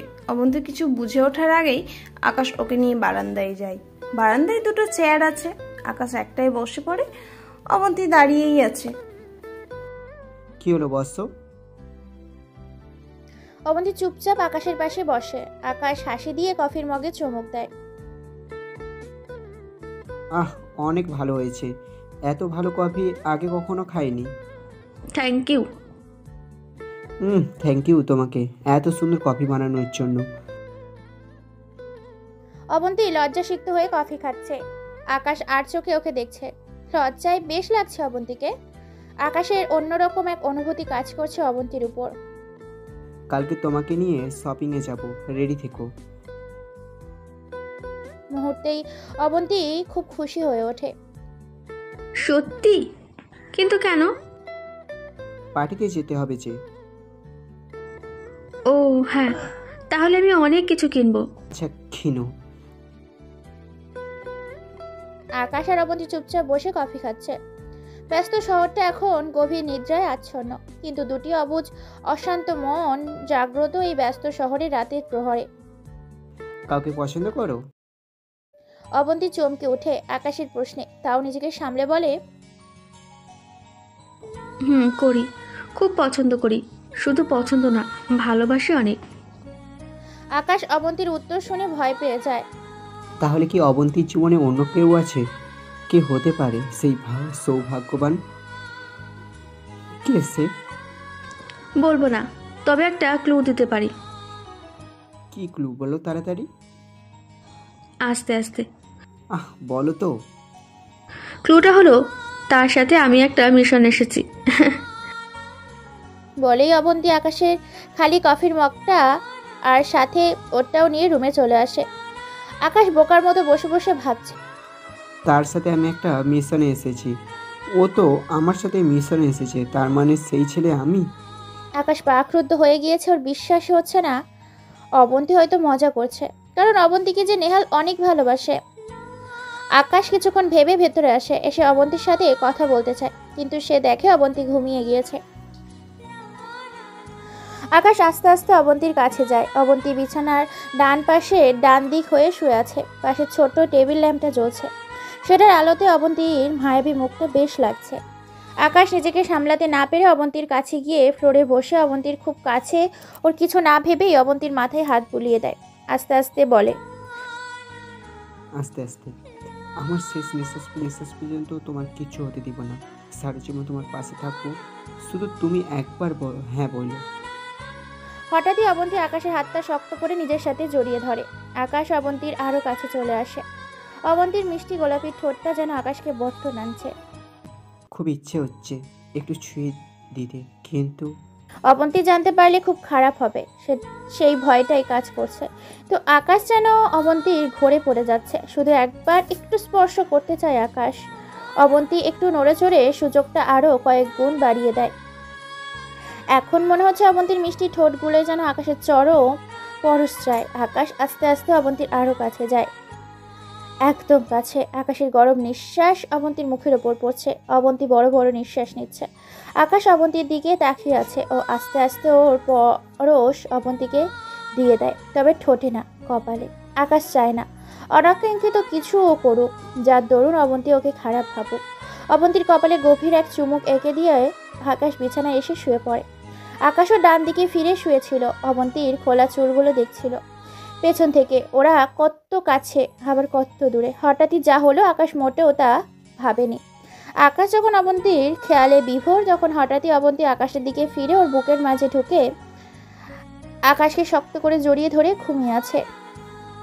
আকাশ মুহূর্তেই পাথর হয়ে গিয়েছে। কি হলো এটা? যেন মনে হলো অবন্তী ইচ্ছে করে এরকমটা করছে। আকাশ কিছুক্ষণ পর স্বাভাবিক হয়। ও আর কিছু না ভেবে অবন্তীকে নিজের সাথে জড়িয়ে নিয়ে ঘুমিয়ে থাকে।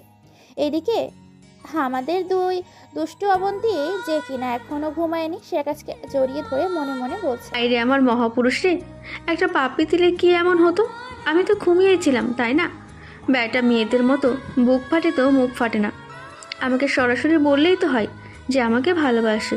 হ্যাঁ, হাসতে আমাকে বাঁচাবে উনি, আমি বাঁচাবো আপনাকে। আমার একমাত্র কলিজা আপনি। সেই প্রথম দিন থেকে আপনাকে ভালোবাসি, বোঝে না কিছু, বোকা একটা। নিঃশব্দে ভালোবাসা মিশ্রিত রাগটা ঝেড়ে অবন্তী ঘুমিয়ে পড়ে। পরের দিন সকালে আকাশ আগেই উঠে ফ্রেশ হয়ে নাস্তা নিয়ে আসে। অবন্তীও উঠে ফ্রেশ হয়ে ওরা একসাথে নাস্তা করে, এরপর শপিংয়ে চলে যায়। আকাশ ব্ল্যাক স্যুট আর প্যান্ট কিনে, আর অবন্তী ব্ল্যাক গাউন সাথে ম্যাচিং অর্নামেন্টস। এরপর ওরা বাসায় চলে আসে। বাসায় আস্তে আস্তে দুপুর হয়ে যায়। বাইরে থেকে খাওয়া দাওয়া শেষ করেই এসেছে ওরা। সন্ধ্যার পর পার্টি শুরু। আকাশ আর অবন্তী রেডি হতে থাকে। আকাশ তাড়াতাড়ি রেডি হয়ে বসে আছে, আর অবন্তী দেখছে অবন্তী এত সুন্দর সেজেছে যে আকাশ মুগ্ধ হয়ে শুধু ওকেই দেখছে, যেন চোখই ফেরাতে পারছে না। অবন্তী সম্পূর্ণ সেজে আকাশের কাছে আসে। কেমন লাগছে আমাকে? পৃথিবীর সবচেয়ে সুন্দরই লাগছে তোমাকে, অন্তত আমার চোখে। আকাশ হাসি দিয়ে বলে, একটু দাঁড়াও, তোমার জন্য একটা গিফট আছে। আকাশ সেই লকেটটা নিয়ে আসে আর অবন্তীকে নিজে হাতে যত্ন করে পরিয়ে দেয়। অবন্তী অবাক হয়ে আছে। অবাক কণ্ঠে বলে, এটা আমাকে পরালেন? লকেটটা যার জন্য কিনেছি তাকেই পরিয়েছি, দেখো কত মানিয়েছে তোমাকে। অবন্তী চোখ ছলছল করছে। আকাশ এক প্রকার অবন্তীকে বুঝিয়ে দিল যে ওকে ভালোবাসে, কিন্তু অবন্তী চায় আকাশ ওকে নিজে থেকে মুখে বলুক। তো এবার যাওয়া যাক। চলেন। আকাশ অবন্তীকে নিয়ে বাইকে করে পার্টিতে চলে আসে। গেটে স্ক্যানার দিয়ে ওদের ফেস স্ক্যান করা হয়, তার মানে বোঝা যাচ্ছে এখানে সিকিউরিটি অনেক হাই। ওদের ফেস ইনফরমেশনে ম্যাচিং হলে ওদের ভেতরে যাবার পারমিশন দেওয়া হয়। এরপর ওদের ফুল বডি স্ক্যান করা হয়। অবন্তী খুব ভয়ে ছিল, কারণ আকাশের সাথে সবসময় একটা আর্মস থাকে, কিন্তু বডি স্ক্যানে সেটা ধরা পড়েনি। এরপর ওরা অ্যাক্সেস পেলে ভিতরে পার্টিতে চলে আসে। ওরা ভেতরে ঢুকলে সবাই ওদের দিকে তাকিয়ে থাকে, কারণ দুজনেই অসম্ভব সুন্দর লাগছে। আকাশ অবন্তীকে বলে, মনে আছে তো সব? হ্যাঁ। ওরা একটু ঘোরাঘুরি করার পরই যার যার অপেক্ষা ছিল ওরা চলে আসে। Hello gentleman and beautiful lady, আপনাদের সাথে পরিচিত হতে পারি? অবশ্যই মিস্টার রাহুল বয়, আপনার সাথে দেখা হবে খুব ভালো লাগলো।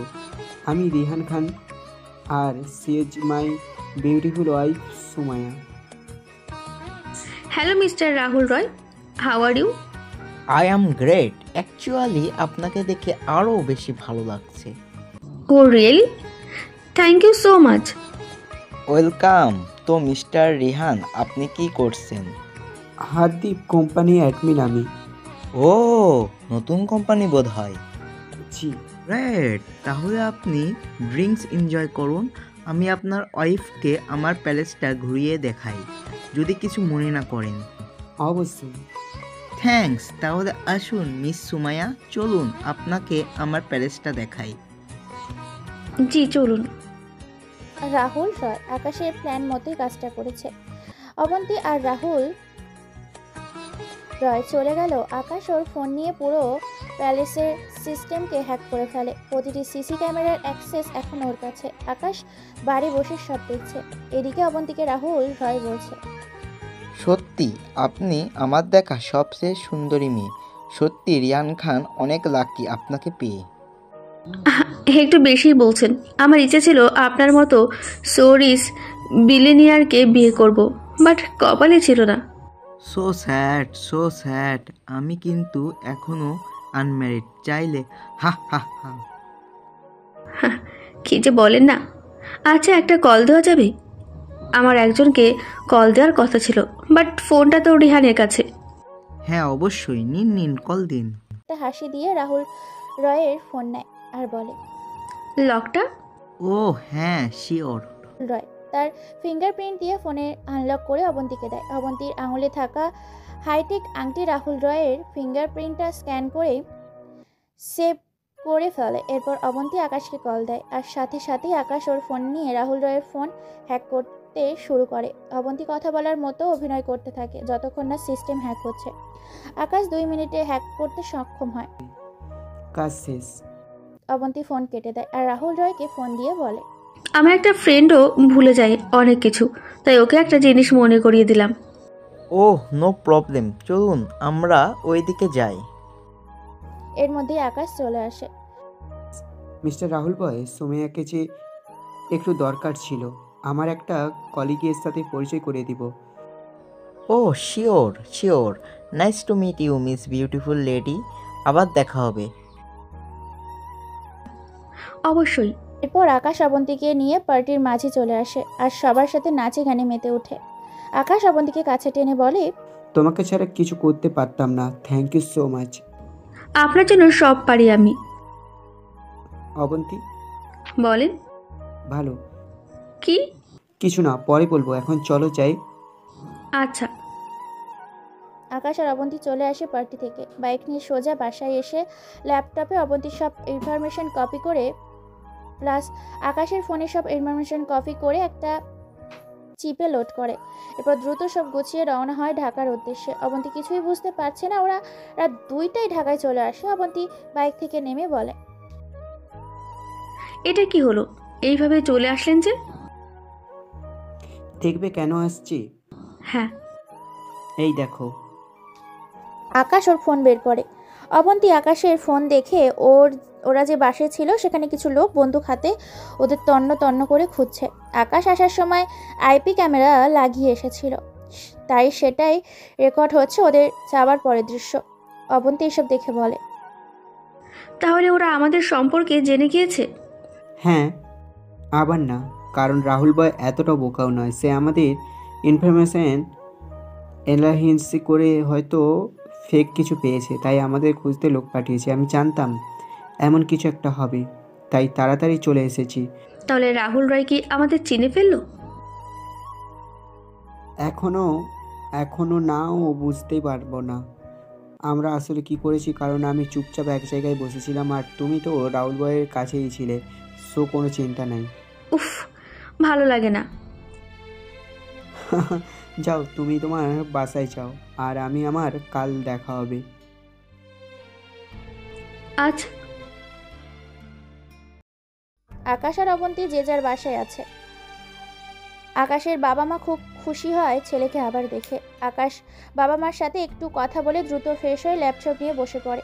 রাহুল রয়ের ফোনে ফুল সিস্টেম আকাশ ওর ল্যাপটপে সেট করে রাহুল রয় এখন তার ফোন দিয়ে যাই করবে সব আকাশ জানতে পারবে এবং দেখতে পারবে। আকাশ সিকিউরিটি লক খোলার জন্য রাহুল রয়ের ফিঙ্গারপ্রিন্ট দেয়, যেটা অবন্তী পার্টিতে নিয়েছিল। ফিঙ্গারপ্রিন্ট দেওয়ার সাথে সাথেই আকাশ রাহুল রয়ের ফোনে অ্যাক্সেস পেয়ে যায় ও রাহুল রয়ের ফোনের সকল মেসেজ এবং ফোন কলস খুব মনোযোগ সহকারে চেক করতে থাকে। আকাশ মূলত গত বৃহস্পতিবার রাত 11:05 রাহুল কার সাথে কথা বলেছে, কতটুকু কথা বলেছে, কি কথা বলেছে এইসব বের করছে। অনেক ইনভেস্টিগেশন করে শেষমেশ আকাশ ওর কাঙ্ক্ষিত কল রেকর্ডিং পেয়ে যায়, যেখানে রাহুল রয় জাপানিজ ভাষায় চিং ম্যাঙ্গোর সাথে কথা বলছে। আকাশ এই নাম্বার ট্র্যাক করে লোকেশন বের করে ফেলে। চিং ম্যাঙ্গোকে এবার কেউ বাঁচাতে পারবে না। এত কিছু করতে করতে সকাল 5টা বেজে যায়। আকাশ আর না পেরে ঘুমিয়ে পড়ে। আকাশের আম্মুর ডাকে ঘুম ভাঙে। বাবা ওঠ, নাস্তা করবি না? কয়টা বাজে জানিস? কয়টায়? 12:30 বাজে, ওঠ। আকাশ এক লাফে উঠে বসে আর মাকে দ্রুত বলে, তুমি আমাকে এখন ডাকছো, আরও আগে ডাকবা না? ও সিট, লেট হয়ে গেল, আমি এখনই যেতে হবে। নাস্তা খাবি না? অফিসে খাবনি, এখন ফ্রেশ হতে হবে, তুমি যাও। আচ্ছা। আকাশ ওর ফোন চেক করে দেখে অবন্তীর অনেক কল আর মেসেজ। আকাশ অবন্তীকে রিপ্লাই দেয়, আমি আসছি, ঘুমিয়েছিলাম, সরি। রিপ্লাই দিয়ে দ্রুত ফ্রেশ হয়ে নিজেকে রেডি করে বাইক নিয়ে ওদের সিক্রেট বেসে চলে আসে। সিক্রেট বেসে এসে আকাশ সোজা কমান্ডার মোশাররফ হোসেন এর কাছে যায়। ভেতরে ঢুকে দেখে অবন্তী আর নাসিব বসে আছে। আসসালামু আলাইকুম স্যার। তোমার অপেক্ষায় ছিলাম। সরি স্যার, ঘুম থেকে উঠতে অনেকটা লেট হয়ে গেল। কোনো সমস্যা নেই, আমি জানি তুমি এসে রাতে কাজ করেছ। এখন বলো কি কি জানলে? আকাশ অবন্তী আর নাসিবের মাঝে খালি চেয়ারটাই বসে। নাসিব আর অবন্তী আকাশের কথা শোনার অপেক্ষায় আছে। অবন্তী ওর ল্যাপটপ বের করে বলতে শুরু করে, চিংম্যাচো এখনও মেক্সিকোতে, সেখানে শহর থেকে অনেক দূরে একটা জায়গায় সে আছে। আমি নিশ্চিত সে সুপার হাইগ্রেড সিকিউরিটি নিয়ে সেখানে আছে। সাব্বাস শ্যাডো, সাব্বাস, জাস্ট প্রাউড অফ ইউ। আমি জানতাম তুমি কালপ্রিটটাকে বের করবেই। এখন পরের প্ল্যানটা কি তোমার? স্যার, আমি কাল রাতে 2টা ফ্লাইটে মেক্সিকো যাচ্ছি, সেখানে গিয়েই বাকি প্ল্যান করব। নাসিব বলে ওঠে। বস, আপনি একা যাবেন? অবন্তীও বেশ চিন্তিত হয়ে বলে, আপনি একা যাবেন? হ্যাঁ, কারণ ওখানে অনেক রিস্ক, আমি কাউকে ঝামেলায় ফেলতে চাই না। বস, এ হয় না, আমি আপনার সাথে যাব। আমিও যাব। না না, কাউকে যেতে হবে না। অবন্তী অসহায়ভাবে মোশাররফ হোসেনের দিকে তাকায়। তিনি হাসি দিয়ে বলেন, শ্যাডো, আমি কখনো তোমাকে একা যেতে দিব না। নাফিসকে না নিলেও এজেন্ট রেড রোজকে তোমার সাথে নিতেই হবে। না স্যার, প্লিজ, আমি চাই না ওর কিছু হোক, আমি একাই পারবো। আমার যা খুশি হোক, আমি আপনার সাথেই থাকবো, আমাকে নিতেই হবে। আকাশ অবাক হয়ে তাকিয়ে আছে। ও বুঝতে পারছে না অবন্তী ওর জন্য খুব চিন্তা করছে, কিন্তু ও চায় না অবন্তীর কিছু হোক। মোশাররফ হোসেন বলেন, এজেন্ট রেড রোজ আর নাফিস তোমরা বাইরে যাও, আমি ডার্কের সাথে একান্তে কথা বলতে চাই। অবন্তী আর নাসিব বাইরে চলে আসে। কমান্ডার মোশাররফ হোসেন বলেন, অবন্তী আমার মেয়ের মতোই, তোমার চেয়ে ওর চিন্তা আমার অনেক বেশি, কিন্তু কিন্তু স্যার, আমি যেমন তোমাকে নিয়ে চিন্তা আর ভয়ে থাকি, আমার চেয়ে হয়তো কয়েক গুণ বেশি চিন্তা আর ভয়ে থাকে অবন্তী। তোমাকে আজ একটা সত্যি কথা বলি, তুমি এই মিশনে একাই যেতে, কিন্তু অবন্তীর অনেক রিকোয়েস্টে আমি ওকে তোমার সাথে যাওয়ার ব্যবস্থা করেছি, কারণ ও তোমাকে নিয়ে অনেক চিন্তা করে, আর কেন করে তা তুমি ভালো করে জানো। সো মিশন যখন ওকে নিয়ে শুরু করেছো, শেষটাও ওকে নিয়েই করতে হবে। আকাশ বাকরুদ্ধ হয়ে আছে। অবন্তী ভিতরে ভিতরে এত কিছু করেছে, ও ভাবতেই পারছে না। আকাশকে বাঁচানোর জন্য অবন্তী নিজের জীবনের পরোয়া করেনি। ঠিক আছে স্যার, আমি ওকে নিয়ে যাব। গুড, তাহলে প্রস্তুতি নাও মেক্সিকো যাওয়ার। Okay sir. Akash commander Mosharraf হোসেনকে বিদায় দিয়ে বাইরে আসে। বাইরে সালমান আর অবন্তী ওর জন্য অপেক্ষা করছিল। আকাশ বের হলেই অবন্তী ওর কাছে দৌড়ে আসে। আমি যাচ্ছি তো স্যার। যাচ্ছেন? ইয়ে, আর নাসিব, তুই এদিকটা খেয়াল রাখিস। আচ্ছা। অবন্তী, আমার সাথে আসো, কিছু কথা আছে। Okay sir. নাফিসকে বিদায় দিয়ে অবন্তীকে নিয়ে বাইরে এসে বাইকে করে 300 ফিট চলে আসে। অবন্তী কিছু বুঝতে পারছে না। আকাশ আর অবন্তী একসাথে একটা জায়গায় বসে। আমার সাথে কেন যেতে চাচ্ছ? মেক্সিকো ঘুরে দেখবো তাই। আমি যে মিশনে যাচ্ছি তা জানো না তুমি? জানি। আমিও আপনার সাথে যাব, আপনার সাথে থাকবো। জানি না, জাস্ট থাকবো। অনেক চিন্তা করো আমাকে নিয়ে, অনেক ভয় হয় আমাকে নিয়ে, তাই না? কি জানি, বলতে পারি না। অনেক ভালোবাসো আমাকে, তাই না? একটুও না। তাই তো নিজে থেকে স্যারকে বলে আমার সাথে মিশনে নিয়ে এসেছি। কি স্যার আপনাকে সব বলে দিয়েছি? হ্যাঁ হ্যাঁ, স্যারের খবর আছে আমি না করেছিলাম বলতে। ভালো করেছো বলে। তো তুমি আমাকে এখনো ভালোবাসো না? জানি না। অবন্তী উঠে দাঁড়িয়ে সামনে যেতে নেয়। আমি তোমাকে অনেক ভালোবাসি, অনেকটাই বেশি। অবন্তী থমকে যায়। ঝড়ো হাওয়া ওকে স্পর্শ করে চলে যাচ্ছে। অবন্তীর বিশ্বাস হচ্ছে না আকাশ ওকে ভালোবাসে, সেটা নিজে মুখে বলছে। অবন্তীর প্রতিটি শির দ্বারা যেন অন্যরকম একটা শিহরণ দিচ্ছে। আকাশ আস্তে করে উঠে অবন্তীর কাছে আসে। ওকে পেছন থেকে জড়িয়ে ধরে কানের কাছে মুখ এনে আস্তে করে বলে, তোমাকে খুব ভালোবাসি, যতটা অন্য কেউ পারবে না ঠিক ততটা ভালোবাসি, ভালোবাসি, ভালোবাসি। অবন্তীর চোখ দিয়ে টপ টপ করে সুখের অশ্রু ঝরছে। লজ্জায় আর খুশিতে জ্ঞান হারাবার অবস্থা অবন্তীর। ওরা না পেরে ঘুরে আকাশকে শক্ত করে জড়িয়ে ধরে নিজেকে লুকিয়ে ফেলে আকাশের মাঝে।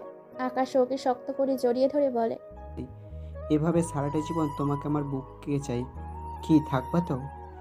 কোটি কোটি বার থাকবো।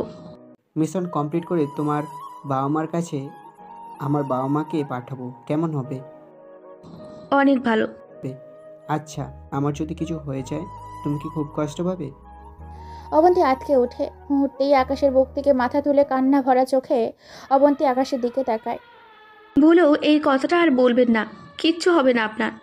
আপনাকে ছাড়া এক মুহূর্ত আমি বাঁচতে পারবো না। পাগলি একটা, আমিও পারবো না। আকাশ অবন্তীর গাল দুটো ওর হাতে নিয়ে ধরে আছে। বুড়ো আঙুল দিয়ে অবন্তীর চোখের পানি মুছে দেয়। দুজন দুজনকে মন ভরে দেখছে, যেন কতটা বছর পর আবার দেখা হচ্ছে। অবন্তীর মিষ্টি ঠোঁটগুলো কাঁপছে। আকাশের মনে হচ্ছে অবন্তীর ঠোঁটগুলোর স্পর্শ পাওয়ার জন্য ব্যাকুল হয়ে যাচ্ছে। ও কোনো এক অজানা টানে অবন্তীর গোলাপি ঠোঁটগুলোর দিকে এগিয়ে যাচ্ছে। অবন্তী অজান্তেই ওর চোখ দুটো বন্ধ করে ফেলে। ও অপেক্ষা করছে আকাশের স্পর্শের। আজ আকাশ আর নিজেকে বাধা দেয়নি। মনকে সায় দিয়ে অবন্তীর মিষ্টি ঠোঁটকে নিজের করে নেয়। তৃষ্ণাত্ম অবন্তী যেন সুখ খুঁজে পায় আর হারিয়ে যায় আকাশের স্পর্শে। দমকা হাওয়া, নিস্তব্ধ জনমানবহীন পরিবেশ, মিষ্টি একটা ঘ্রাণ, সবকিছু যেন ওদের ভালোবাসাময় মুখরিত হয়ে উঠেছে। অনেকটা সময় পর ওরা ক্লান্ত হয়। দুজনেই লজ্জায় টমেটো হয়ে গেছে। কেউ কারোর দিকে তাকাতেও পারছে না। অবন্তীর বিশ্বাস হচ্ছে না হঠাৎ করেই কত কিছু হয়ে গেল। আকাশ লজ্জা কাটিয়ে বলে, চলো আজ তোমাকে নিয়ে ঘুরবো। এত সুন্দর মুহূর্ত আবার পাবো কিনা জানি না, তাই তোমাকে নিয়ে প্রতিটি মুহূর্তে স্মৃতির পাতায় স্মরণীয় করে রাখতে চাই। আপনি কিন্তু এখন মার খাবেন, খালি উল্টোপাল্টা কথা। আমরা এমনি ঘুরবো, চলেন। আচ্ছা। পরের দিন রাতে আজ রাত 2টায় ওদের ফ্লাইট। আকাশ আর অবন্তী সবার কাছ থেকে বিদায় নিয়ে মেক্সিকোর উদ্দেশ্যে রওনা হয়। প্রথম ফ্লাইট শেষ করে দ্বিতীয় ফ্লাইটের জন্য এয়ারপোর্টে ওরা অপেক্ষা করছে। 2 ঘন্টার ব্রেক টাইম ছিল। একটু পরেই ওরা দ্বিতীয় ফ্লাইটের মেক্সিকোর জন্য রওনা হবে, কিন্তু হঠাৎ করেই ওদের জানানো হয় যে ওদের ফ্লাইট ক্যান্সেল করা হয়েছে। তবে ওরা চাইলে অন্য এয়ারলাইন্সের ফ্লাইটে যেতে পারবে। আকাশ সম্মতি দিলে ওদের বিজনেস ক্লাসের সিট দেওয়া হয়। আকাশ আর অবন্তী খুব খুশি হয়। আকাশ ওদের প্রতিটি ইনফরমেশন সিক্রেট বেসে পাঠিয়ে দেয়, কারণ এটা জানানোর নিয়ম ফর সিকিউরিটি। এরপর আকাশ আর অবন্তী অন্য ফ্লাইটে মেক্সিকোতে যাচ্ছে। কিন্তু খুব অবাক করার মতো একটা বিষয় হলো, বিজনেস ক্লাসে ওরা ছাড়া আর কেউ নেই। ওরা ভাবে হয়তো অন্য ফ্লাইট ক্যান্সেল হবার অনেকেই যায়নি, তাই ওরা আর কিছু না ভেবে আকাশ আর অবন্তী দুটো মিষ্টি কথা বলতে বলতে একসময় ঘুমিয়ে পড়ে। হঠাৎই আকাশের ঘুম ভাঙে কারোর ডাকে। ও চোখ মেলে তাকিয়ে দেখে অবন্তী মুখ চেপে মাথায় বন্দুক ঠেকিয়ে কালো মুখোশধারী কিছু লোক ওদের দিকে তাকিয়ে আছে, আর কিছু লোক ওর দিকে বন্দুক তাক করে আছে। আকাশ ভাবছে কি করবে। ওদের মধ্যে একজন লোক আকাশকে বলে, কোনো রকম চালাকি করবি না, হাত মাথার পিছনে নে। আকাশ এটাই চাচ্ছিল। ওর হাত দুইটা পেছন নিয়ে অবন্তীর দিকে তাকিয়ে আছে। আকাশ অবন্তীকে চোখ দিয়ে ইশারা দিতেই অবন্তী ওকে যে ধরে আছে তার হাতে কামড় বসিয়ে দিয়েই নিচে বসে পড়ে। আর আকাশ ওর হাত ঘড়ি দিয়ে বিষাক্ত পিন ছুঁড়ে কয়েক সেকেন্ডের মধ্যেই সবাইকে মেরে ফেলে। তবে আকাশ অনেকটা বেঁচে যায়, কারণ আর একটু হলেই একটা গুলি এসে আকাশের মাথায় লাগতো। অবন্তী আকাশের কাছে গিয়ে ওকে জড়িয়ে ধরে কাঁদতে থাকে। আকাশ অবন্তীকে সান্ত্বনা দিয়ে বলে, সবার বন্দুকগুলো নিয়ে নাও, আমি ওই দিকটা দেখে আসি। আচ্ছা। আকাশ শত্রুদের কাছ থেকে একটা উজি নিয়ে পুরো প্লেন চেক করে। পাইলট ছাড়া এখন আর কোথাওই কেউ নেই। আকাশ আবার মরে যাওয়া শত্রুদের কাছে যায়। শত্রুদের কাছে যা ছিল সব নিয়ে নেয়, কারণ সামনে এইগুলা লাগবে। মৃত শত্রুদের মধ্যে যে লিডার ছিল তার ফোনে একটা মেসেজ আসে, কাজ শেষ হয়েছে। দুইজনই মারা গিয়েছে, কিন্তু প্ল্যান ক্রাশ করবে। আমরা কিভাবে ফিরে আসবো? একটু পরে রিপ্লাই আসে, গো টু হেল। তার মানে চিং ব্যাঞ্চো এর কাছে এদের কোনো মূল্যই নেই। আকাশ এটাই চাচ্ছিল। ও অবন্তীর কাছে গিয়ে বলে, তাকে ভয় পাওয়া, আমাদের এক প্ল্যানকে লাভ দিতে হবে। আপনি সাথে থাকলে আমার কোনো ভয় নেই। তাহলে চলো। আকাশ শত্রুদের কাছ থেকে একটা টাইম বোম নিয়ে সেট করে দেয়। তারপর শত্রুদের আর্মসগুলো আর যা যা নেওয়া যায় সব নিয়ে প্যাক করে নেয়। আকাশ প্যারাস্যুট পরে অবন্তীকে নিচের সাথে বেঁধে ব্যাগ দুইটা হাতে নিয়ে রেডি হয়। এরপরও প্লেনের মেন গেট খুলে বম অ্যাক্টিভ করে অবন্তীকে বলে, আমি যখনই ওপেন বলবো তখনই এটা টান দিবা, ওকে? ওকে। আর আমাকে শক্ত করে জড়িয়ে ধরে রাখবা, বাকিটা আল্লাহর ভরসা। আচ্ছা। আকাশ আর এক মুহূর্ত নষ্ট না করে প্লেন থেকে লাফ দেয়। ওদের লাফ দেওয়ার 2 সেকেন্ড পরই প্লেন ব্লাস্ট হয়ে যায়। অবন্তী চোখ বন্ধ করে আকাশকে জড়িয়ে ধরে। আকাশ খুব সাবধানে ব্যালেন্স করে আছে। ওরা মেক্সিকোর একটা জঙ্গলের উপর। আকাশ জানে এই জঙ্গলটা পার হতে পারলে চিং ম্যাঙ্গোকে ধরা যাবে। ওরা খুব স্পিডে মাটির দিকে যাচ্ছে, কারণ ওদের ওজন অনেক বেশি। আকাশ জঙ্গলের মধ্যে একটা খালি জায়গা দেখতে পায়। ও সেখানেই ল্যান্ড করবে। ওপেন। অবন্তী দ্রুত প্যারাশুট হুক টানে আর প্যারাশুট খুলে যায়। পা উপরে রাখো, ভুলেও যেন নিচে না থাকে। আকাশ আল্লাহ আল্লাহ করতে করতে ল্যান্ড করে অবন্তীকে নিয়ে। ও প্যারাশুট আর অবন্তীকে ছাড়িয়ে দুজন মাটিতে বসে পড়ে আছে, একে অপরের দিকে তাকিয়ে আছে। আকাশ মুস্কি হাসছে অবন্তীর দিকে তাকিয়ে। অবন্তী আকাশের কাছে এসে বলে, হাসছেন কেন? পাগল হয়ে গিয়েছেন নাকি? জানো, যখন দেখলাম ওরা তোমার মাথায় বন্দুক ধরেছে, আমার দিকে বন্দুক ধরেছে, তখন মনে হয়েছে এই বুঝি আমাদের শেষ, আর কখনো তোমাকে আমার বুকে পাবো না, সব শেষ। অবন্তীর চোখ ছলছল করছে। আকাশ অবন্তীর হাত টেনে ওর বুকের সাথে জড়িয়ে ধরে বলে, আরো একবার তোমাকে ফিরে পেলাম। আপনি এই অবস্থায়ও এত রোমান্টিক হচ্ছেন কিভাবে? কারণ 2-1 দিন আমাদের এই জঙ্গলে থাকতে হবে, তোমার সাথে একটু দুষ্টামি করতে পারবো, তাই ভেবে একটু রোমান্টিক হচ্ছি। আপনার এই রূপটা বোধহয় আমি ছাড়া আর কেউ দেখেনি, তাই না? হুম, আচ্ছা শোনো, চিংম্যানচো জানে আমরা মারা গিয়েছি, সো এখন কাজটা অনেক সহজ হবে। জাস্ট এই জঙ্গলে আমাদের সার্ভারি করতে হবে কয়দিন। এখান থেকে বের করতে পারলেই চিংম্যানচো শেষ। তারপর নতুন একটা জীবন শুরু করব, ঠিক আছে? আচ্ছা ঠিক আছে। অবন্তীও হাসে। আকাশ চায় না অবন্তী কোনো কিছু নিয়ে ভয় পাক বা চিন্তিত হোক। আকাশ জানে এই জঙ্গলটা কত ভয়াবহ, বা চিংম্যাঙ্গো এত সহজে খেলোয়াড় না, যে নিশ্চয়ই কিছু একটা করবে। আকাশ অবন্তীর সামনে হাসলেও ভেতরে ভেতরে ওকে হারানোর ভয় চেপে বসেছে। আকাশ যেভাবে হোক এই মিশন কমপ্লিট করতে হবে অবন্তীকে ভালো রেখে।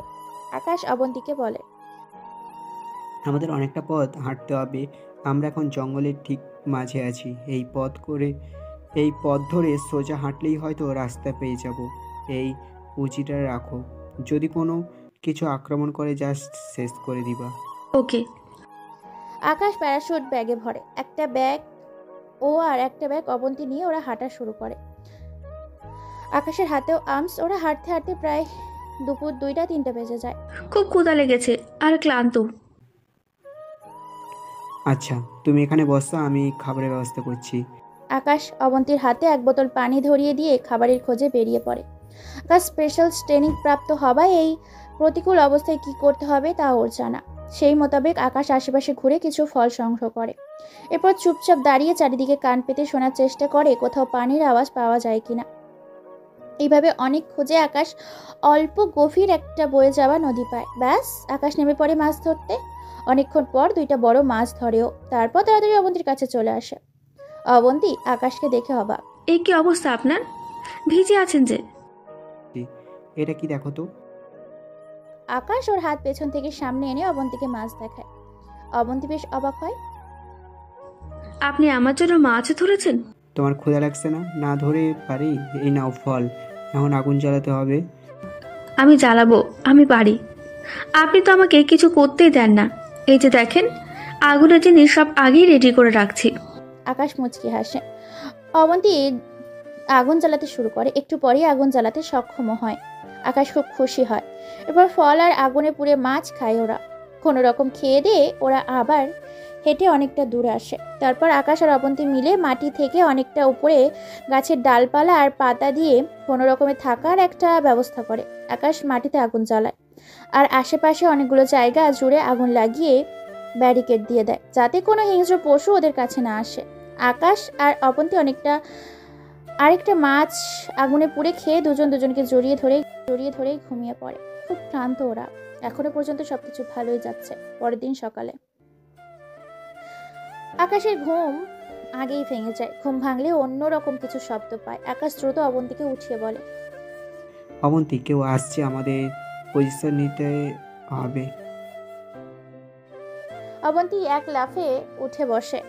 আকাশ আর অবন্তী দ্রুত আর্মস নিয়ে পজিশন নিয়ে নেয়। ওরা অপেক্ষায় আছে। অনেকগুলো পায়ের আওয়াজ আসছে ওর দিকে। আকাশ আর অবন্তী স্পাইপার দিয়ে 2 দিকে বসে আছে। হঠাৎ করেই ওরা দেখতে পায় একদল সেই কালো মুখোশ পরে এদিকে আসছে। আকাশ আর অবন্তী বুঝতে বাকি নেই যে এরা কারা। আকাশ অবন্তীকে ইশারা দেয় আর শুরু করে ফায়ারিং। দূর থেকে একের পর এক হেডশট দিচ্ছে আকাশ আর অবন্তী। শত্রুরা একসময় ওদের দেখে ফেলে আর একের পর এক শুরু হয় ভয়ঙ্কর ফায়ারিং। আকাশ আর অবন্তী দুজন 2টা গাছের পিছনে লুকিয়ে আছে। ম্যাগাজিনে বেশি আর বুলেট নেই। আকাশ আর অবন্তী দুজনের দিকে তাকিয়ে আছে নতুন ম্যাগাজিন লোড করে। আকাশ আর অবন্তী শুধু গুলি করতে থাকে। একে একে সব শত্রু শেষ হয়ে যায়, কিন্তু অবন্তীকে বাঁচাতে গিয়ে একটা গুলি এসে আকাশের বাম পায়ে লাগে। অবন্তী আকাশ বলে চিৎকার করে ওঠে। আকাশ ঠাস করে পড়ে যায়। শান্ত, চারদিক দেখো আর কেউ আছে কিনা। অবন্তী চারিদিকে ভালো করে দেখে নেয়, আর কেউ নেই। একদম নিস্তব্ধ। অবন্তী কান্না করতে করতে বলে, আপনি কি করলেন? অনেক রক্ত বেরোচ্ছে। কিছু হবে না, ভয় পেও না। আমাকে শুধু 2 মিনিট সময় দিন। অবন্তী দ্রুত আগুন জ্বালায়। একটা শত্রুর কাছ থেকে ছুরি নিয়ে সেটা গরম করে। এদিকে আকাশের অবস্থা খুব খারাপ। অবন্তী দ্রুত ছুরি গরম করে আকাশের বাম পায়ে যেখানে গুলি লেগেছে সেইখানে ঢুকিয়ে দেয়। আকাশ অনেক জোরে চিৎকার করে। অবন্তীর বুক কেঁপে ওঠে, কিন্তু ওর কাজ থামায় না। যেভাবেই হোক গুলিটা বের করতেই হবে। অনেক কষ্টে অবন্তী গুলি বের করে আর গুলির জায়গায় রুমাল বেঁধে দেয়। প্রচণ্ড ব্যথা হচ্ছে আকাশের। অবন্তী বোতলে পানি এনে আকাশকে দেয়। আকাশ অনেকটা খেয়ে নেয়। অবন্তী খুব অস্থির আর চিন্তিত হয়ে আছে। শান্ত হো, বিপদের সময় শান্ত থাকতে হয়, কারণ এক সময় একটা ভুল করলে আর রক্ষা নাই। ওদের সব আমার স্কুল নিয়ে আসছো, খেয়াল রেখো আশেপাশে কেউ আছে কিনা। আমি আপনাকে ছেড়ে কোথাও যাব না। অমতে আমাদের বুলেট নেই, যাও, যা বলছি তাই করো। অবন্তী বাধ্য হয়ে শত্রুদের আর্মস আর বুলেট নিয়ে আসে। আকাশকে ওদের বানানো থাকার জায়গায় উঠিয়ে শুইয়ে দেয় অবন্তী। আকাশ ব্যথায় নীল হয়ে গিয়েছে। অবন্তী নিচে এসে আশেপাশে দেখতে থাকে। এক ধরনের গাছ আছে যার বাকলের আঠা কাটা জায়গায় লাগিয়ে দিলে খুব তাড়াতাড়ি কাটা জায়গা ভালো হয়ে যায়। অবন্তী আশেপাশে সেই গাছটা খুঁজছে। আল্লাহ আল্লাহ করতে করতে অনেক খুঁজে শেষমেশ গাছটা অবন্তী পায়। দ্রুত অনেকগুলো বাকল সাথে নিয়ে আসে। তারপর আকাশের কাছে গিয়ে সেই গাছের বাকল থেকে আঠা নিয়ে আকাশের কাটা জায়গায় লাগিয়ে দেয়। খুব জ্বলছে কাটা জায়গাটা। আকাশের চোখ দিয়ে টপ টপ করে পানি পড়ছে। অবন্তী কান্না করতে করতে বলে, আমাকে বাঁচানোর জন্য নিজের জীবনটা দিয়ে দিতে চেয়েছিলেন? আপনি কি পাগল? তোমার জন্য, তোমাকে আমি হারাতে চাই না, কোনো দামেই না। অবন্তী আকাশকে ওর সাথে জড়িয়ে ধরে আকাশের ঠোঁটে ওর ঠোঁট ডুবিয়ে দেয়। এটাই বোধহয় সবচেয়ে বড় ঔষধ। অনেকক্ষণ পর ওরা একে অপরকে ছাড়লে আকাশ বলে, এই মেডিসিনের জন্য আমি 1000বার গুলি খেতে রাজি। এখন শুয়ে রেস্ট নিন, আর কিছু বলেন না। আমি আসছি। কোথায় যাচ্ছ? কাপড়ের ব্যবস্থা করি আপনার জন্য, অনেক রক্ত পড়েছে আপনার। আমি ঠিক আছে, আমি আসছি তোমার সাথে। একদম না, চুপচাপ রেস্ট নিন, অনেক করেছেন, এবার আমাকে একটু করতে দিন। আচ্ছা যাও, তবে আমার সাথে নিয়ে নাও, ফুল লোড করে আরও এক্সট্রা ম্যাগাজিনও সাথে নিয়ে নাও। আচ্ছা, আপনার এত চিন্তা করতে হবে না, আল্লাহ ভরসা। অবন্তী নিচে এসে আশেপাশে ঘুরে কিছু ফল সংগ্রহ করে। অবন্তীও নদীর পাড়ে গিয়ে 2-3টা মাছ ধরে। সেগুলো এনে ছুরি দিয়ে কেটে আগুনে পুড়িয়ে আকাশের খাবার জন্য প্রস্তুত করে। আকাশ আর অবন্তী খেয়ে দিয়ে একসাথে বসে আছে। কি ভাবছো? আমরা দেশের জন্য নিজের জীবন বাজি রাখছি, কত কিছু করছি, কিন্তু আমাদের কথা কেউই জানবে না, কেউ বুঝবে না। না জানুক, দেশের জন্য নিজের জীবন বিলিয়ে দিব, এই শপথ তো আমরা নিয়েছি, তাই না? দেশের জন্য, দেশের জনগণ যদি আমাদের জন্য ভালো থাকে, তাহলে এটাই হবে আমাদের সবচেয়ে বড় প্রাপ্তি। ইস, জনগণরা যদি বুঝতো আমাদের কষ্টটা, তাহলে তারাও আমাদের সাহায্য করত অপরাধ ঠেকাতে, কিন্তু তাদের কাছে আমাদের কোনো মূল্য নেই। দেখবে একদিন তারাও বুঝবে আমাদের মূল্য। আপনি একটু ঘুমান, আমি আপনার মাথা টিপে দিই। আজকের দিনটা নষ্ট হলো, সারারা শুধু শুধু মরতে এসেছে। আজকের দিনটা আকাশ আর অবন্তীর এইভাবেই চলে যায়। পরের দিন সকালে ভালো ভালো কিছু আর্মস নিয়ে শত্রুদের আসা পথ অনুসরণ করে ওরা মেন রোডে চলে আসে। একটা গাড়ি হাইজ্যাক করে সেটা নিয়ে শহরের মাঝে চলে আসে। শহরের নেটওয়ার্কের মাঝে আসতেই ওদের সিস্টেম বেসের সাথে ওদের যোগাযোগ হয়। কমান্ডার মোশাররফ হোসেন খুব চিন্তায় ছিলেন, আর অবন্তীকে থাকার জন্য একটা জায়গার ঠিকানা দেওয়া হয়। ওরা দুজন সেখানে চলে যায়। সেখানে অন্য দুজন এজেন্ট ওদের অপেক্ষায় ছিল। এটাও একটা সিক্রেট জায়গা। সবার আগে আকাশকে ভালো করে ট্রিটমেন্ট দেওয়া হয় যাতে ওর হাতের কোনো ক্ষতি না হয়। এই সিক্রেট বেসে আকাশ আর অবন্তীর মতো 2জন এজেন্ট আছে। তারা স্বামী স্ত্রী। আকাশ আর অবন্তী তারা খুব ভালোভাবে আপ্যায়ন করে। ওরা দুজন কয়েকদিন রেস্ট নেয় আর পেট ভরে খায়। আকাশ আর অবন্তী খুব দুর্বল ছিল। কয়েকদিন বিশ্রাম আর ভালো খাওয়া দাওয়ার পর ওরা আবার সতেজ হয়ে ওঠে। আকাশের হাতের ক্ষতটা খুব দ্রুত ভালো হচ্ছে। এখানেই এজেন্ট জিও ওদেরকে বলে, চিং মাংচোকে মারা এত সহজ হবে না। ও আসলে কোথায় আছে তা আমরা এখনো জানি না। আমি জানি এই শহর থেকে অনেক দূরে আন্ডারগ্রাউন্ডে আছে, আমাদের সেই জায়গা বের করতে হবে। ওয়াও গ্রেট, তাহলে আমরা 4জন মিলে অ্যাটাক করব। করা যায়, তবে আমাদের মাস্টার প্ল্যান বানাতে হবে, কারণ একটু ভুলেই তো সব শেষ। ঠিক বলেছ। রিও, তোমাকে যেহেতু কেউ চেনে না, আমি তোমাকে এক জায়গার লোকেশান দিব। তুমি জাস্ট ওদের বেশ ঢোকার জায়গাটা দেখে আসবা। ওকে। এই পেন ড্রাইভে সব ইনফরমেশন আছে, তাই হোপ তুমি পারবে। Let's see. এজেন্ট শিও আর আইপ্যাডে লোকেশন সেট করে সেখানে যায়, কিন্তু ফাঁকা জায়গা ছাড়া আর কিছুই দেখা যায় না। আকাশ, অবন্তী আর এজেন্ট রিও ও স্ত্রী লিনা ওরা সিক্রেট বেসে বসে সব দেখছে। আকাশ রিওকে বলে, তুমি দূরে কোথাও অপেক্ষা করো, তাহলেই আমাদের কাছে ধরা খাবে। ওকে। রিও দূরে আড়ালে একটা জায়গা লুকিয়ে আছে। বাইনোকুলার দিয়ে দেখছে সাধারণ এখানে কেউ আসে না। একসময় দুর্গম এলাকা, হঠাৎই একটা লোক গাড়ি নিয়ে আসে, একটা নির্দিষ্ট জায়গায় গাড়িটা থামায় আর গাড়িটার সাথে সাথে মাটির নিচে চলে যায় আর অন্য মাটির লেয়ার চলে আসে। রিও সহ সবাই অবাক হয়। আকাশ যে যেমনটা ধারণা করেছিল চিং ম্যাঙ্গো অনেকটা হাইটেক সিকিউরিটি সম্পন্ন জায়গায় থাকে। রিও দ্রুত ওদের সিক্রেট বেসে চলে আসে। ওরা 4 জন মিটিংয়ে বসেছে। আমরা চাইলে ওদের বেসে ঢুকতে পারবো না, তার জন্য দরকার এক্সেস, যেটা শুধু ওদের কাছেই আছে। তাহলে কিভাবে যাব? আমাদের একটা সুন্দরী মেয়ে লাগবে। অবন্তী চোখ বড় বড় করে বলে, মানে? আরে ওদের গাড়ি থামাতে হবে যাতে আমরা ওদের গাড়ির পেছনে ঢুকতে পারি। আমরা 4 জন ঢুকবো। না, আমি আর তুমি, অবন্তী আর লিনা বাইরে থাকবে। তাহলে তোমরা দুজন ভিতরে যাবে? এটা কিভাবে হয়? দেখো লিনা আর অবন্তী, তোমরা 2 জন আমাদের নিয়ে চিন্তিত না জানি, কিন্তু তোমাদের বাইরে থাকতে হবে, কারণ আমার প্ল্যান অনুযায়ী আমরা পুরো বইসে টাইম বোম সেট করে দিব, তারপর দ্রুত বাইরে চলে আসবো। তোমরা বাইরে আমাদের জন্য গাড়ি নিয়ে অপেক্ষা করবে, কারণ আমাদের খুব দ্রুত এই এলাকা ছাড়তে হবে।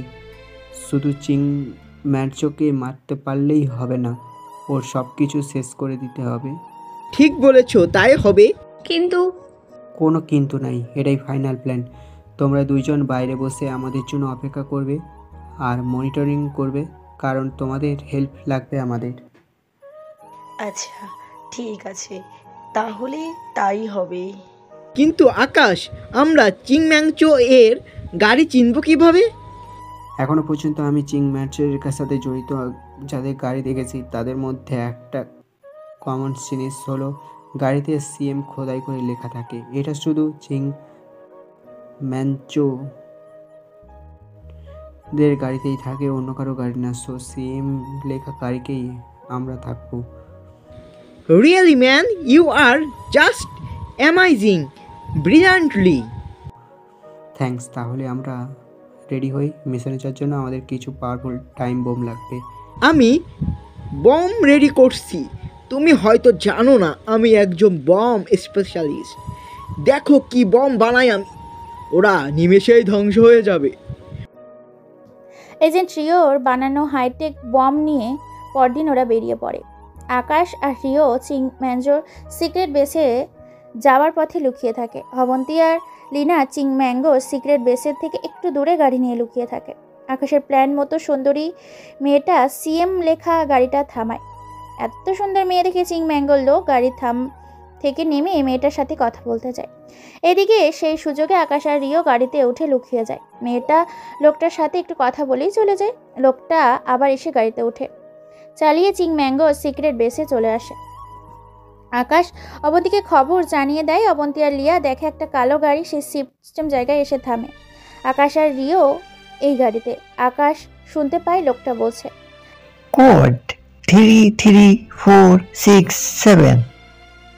আর সাথে সাথেই গাড়িটা নিচে নেমে যায়। অবন্তী আর লিয়াও খুব ভয় হচ্ছে, দুজনেরই কলিজা এত ডেঞ্জারাস জায়গায় যাচ্ছে। গাড়িটা অটোমেটিক পার্কিং লটে চলে আসে। লোকটা গাড়ি পার্ক করে ভেতরে যায়। আকাশ অবন্তীকে বলে, পার্কিংয়ের সব কয়টা সিসি ক্যামেরা হ্যাক করে ফ্রিজ করে দাও, যাতে এখন যা দেখাচ্ছে আগামী কয়েক ঘন্টা যেন তাই দেখে। ওকে। অবন্তী 5 মিনিটের মধ্যে সিসি ক্যামেরা সব হ্যাক করে ফেলে আর স্ক্রিন ফ্রিজ করে নেয়।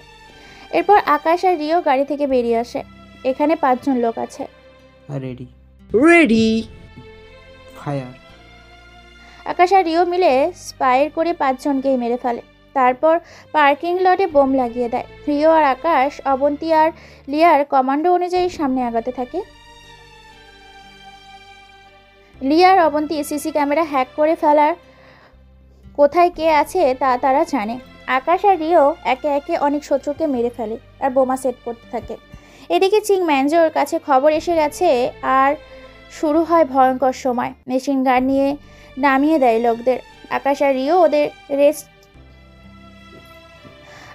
রিও ওদের বেস্ট দিয়ে লড়াই করছে। গ্রেনেড মেরে অনেক শত্রুকে মেরে ফেলে ওরা। চিং ম্যাঙ্গো যখন বুঝতে পারে যে আর পারবে না, তখন সে হেলিকপ্টার নিয়ে পালাতে শুরু করে। আকাশ আর রিও চিং ম্যাঙ্গোর পুরো সিক্রেট বেসে টাইম বোম লাগিয়ে দিয়েছে। চিং ম্যাঙ্গোকে ধরতে না পারায় ওরা বোম অ্যাক্টিভেট করে বাইরে আসে দ্রুত। আকাশ বেরিয়ে এসে পেছন থেকে রকেট লঞ্চার বের করে দ্রুত গাড়ি চালিয়ে জায়গা ছাড়তে বলে।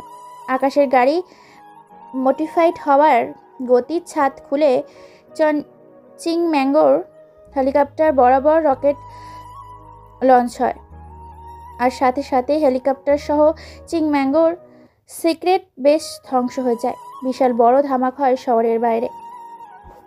আকাশ, অবন্তী, রিও আর লিনা শান্তির নিঃশ্বাস নেয়। তারা 2 ঘন্টা ধরে হার্ড মিশন চালিয়ে রিও আর আকাশ মিশন কমপ্লিট করে। যে মেইন কালপ্রিট চিং ম্যাঙ্গো, সে পালিয়ে যেত, কিন্তু আকাশের দক্ষতার জন্য সেও মারা গেল। আকাশ ওর সিক্রেট বেসে মানে কমান্ডার মোশাররফ হোসেনের কাছে খবর পাঠিয়ে দেয় যে মিশন কমপ্লিট।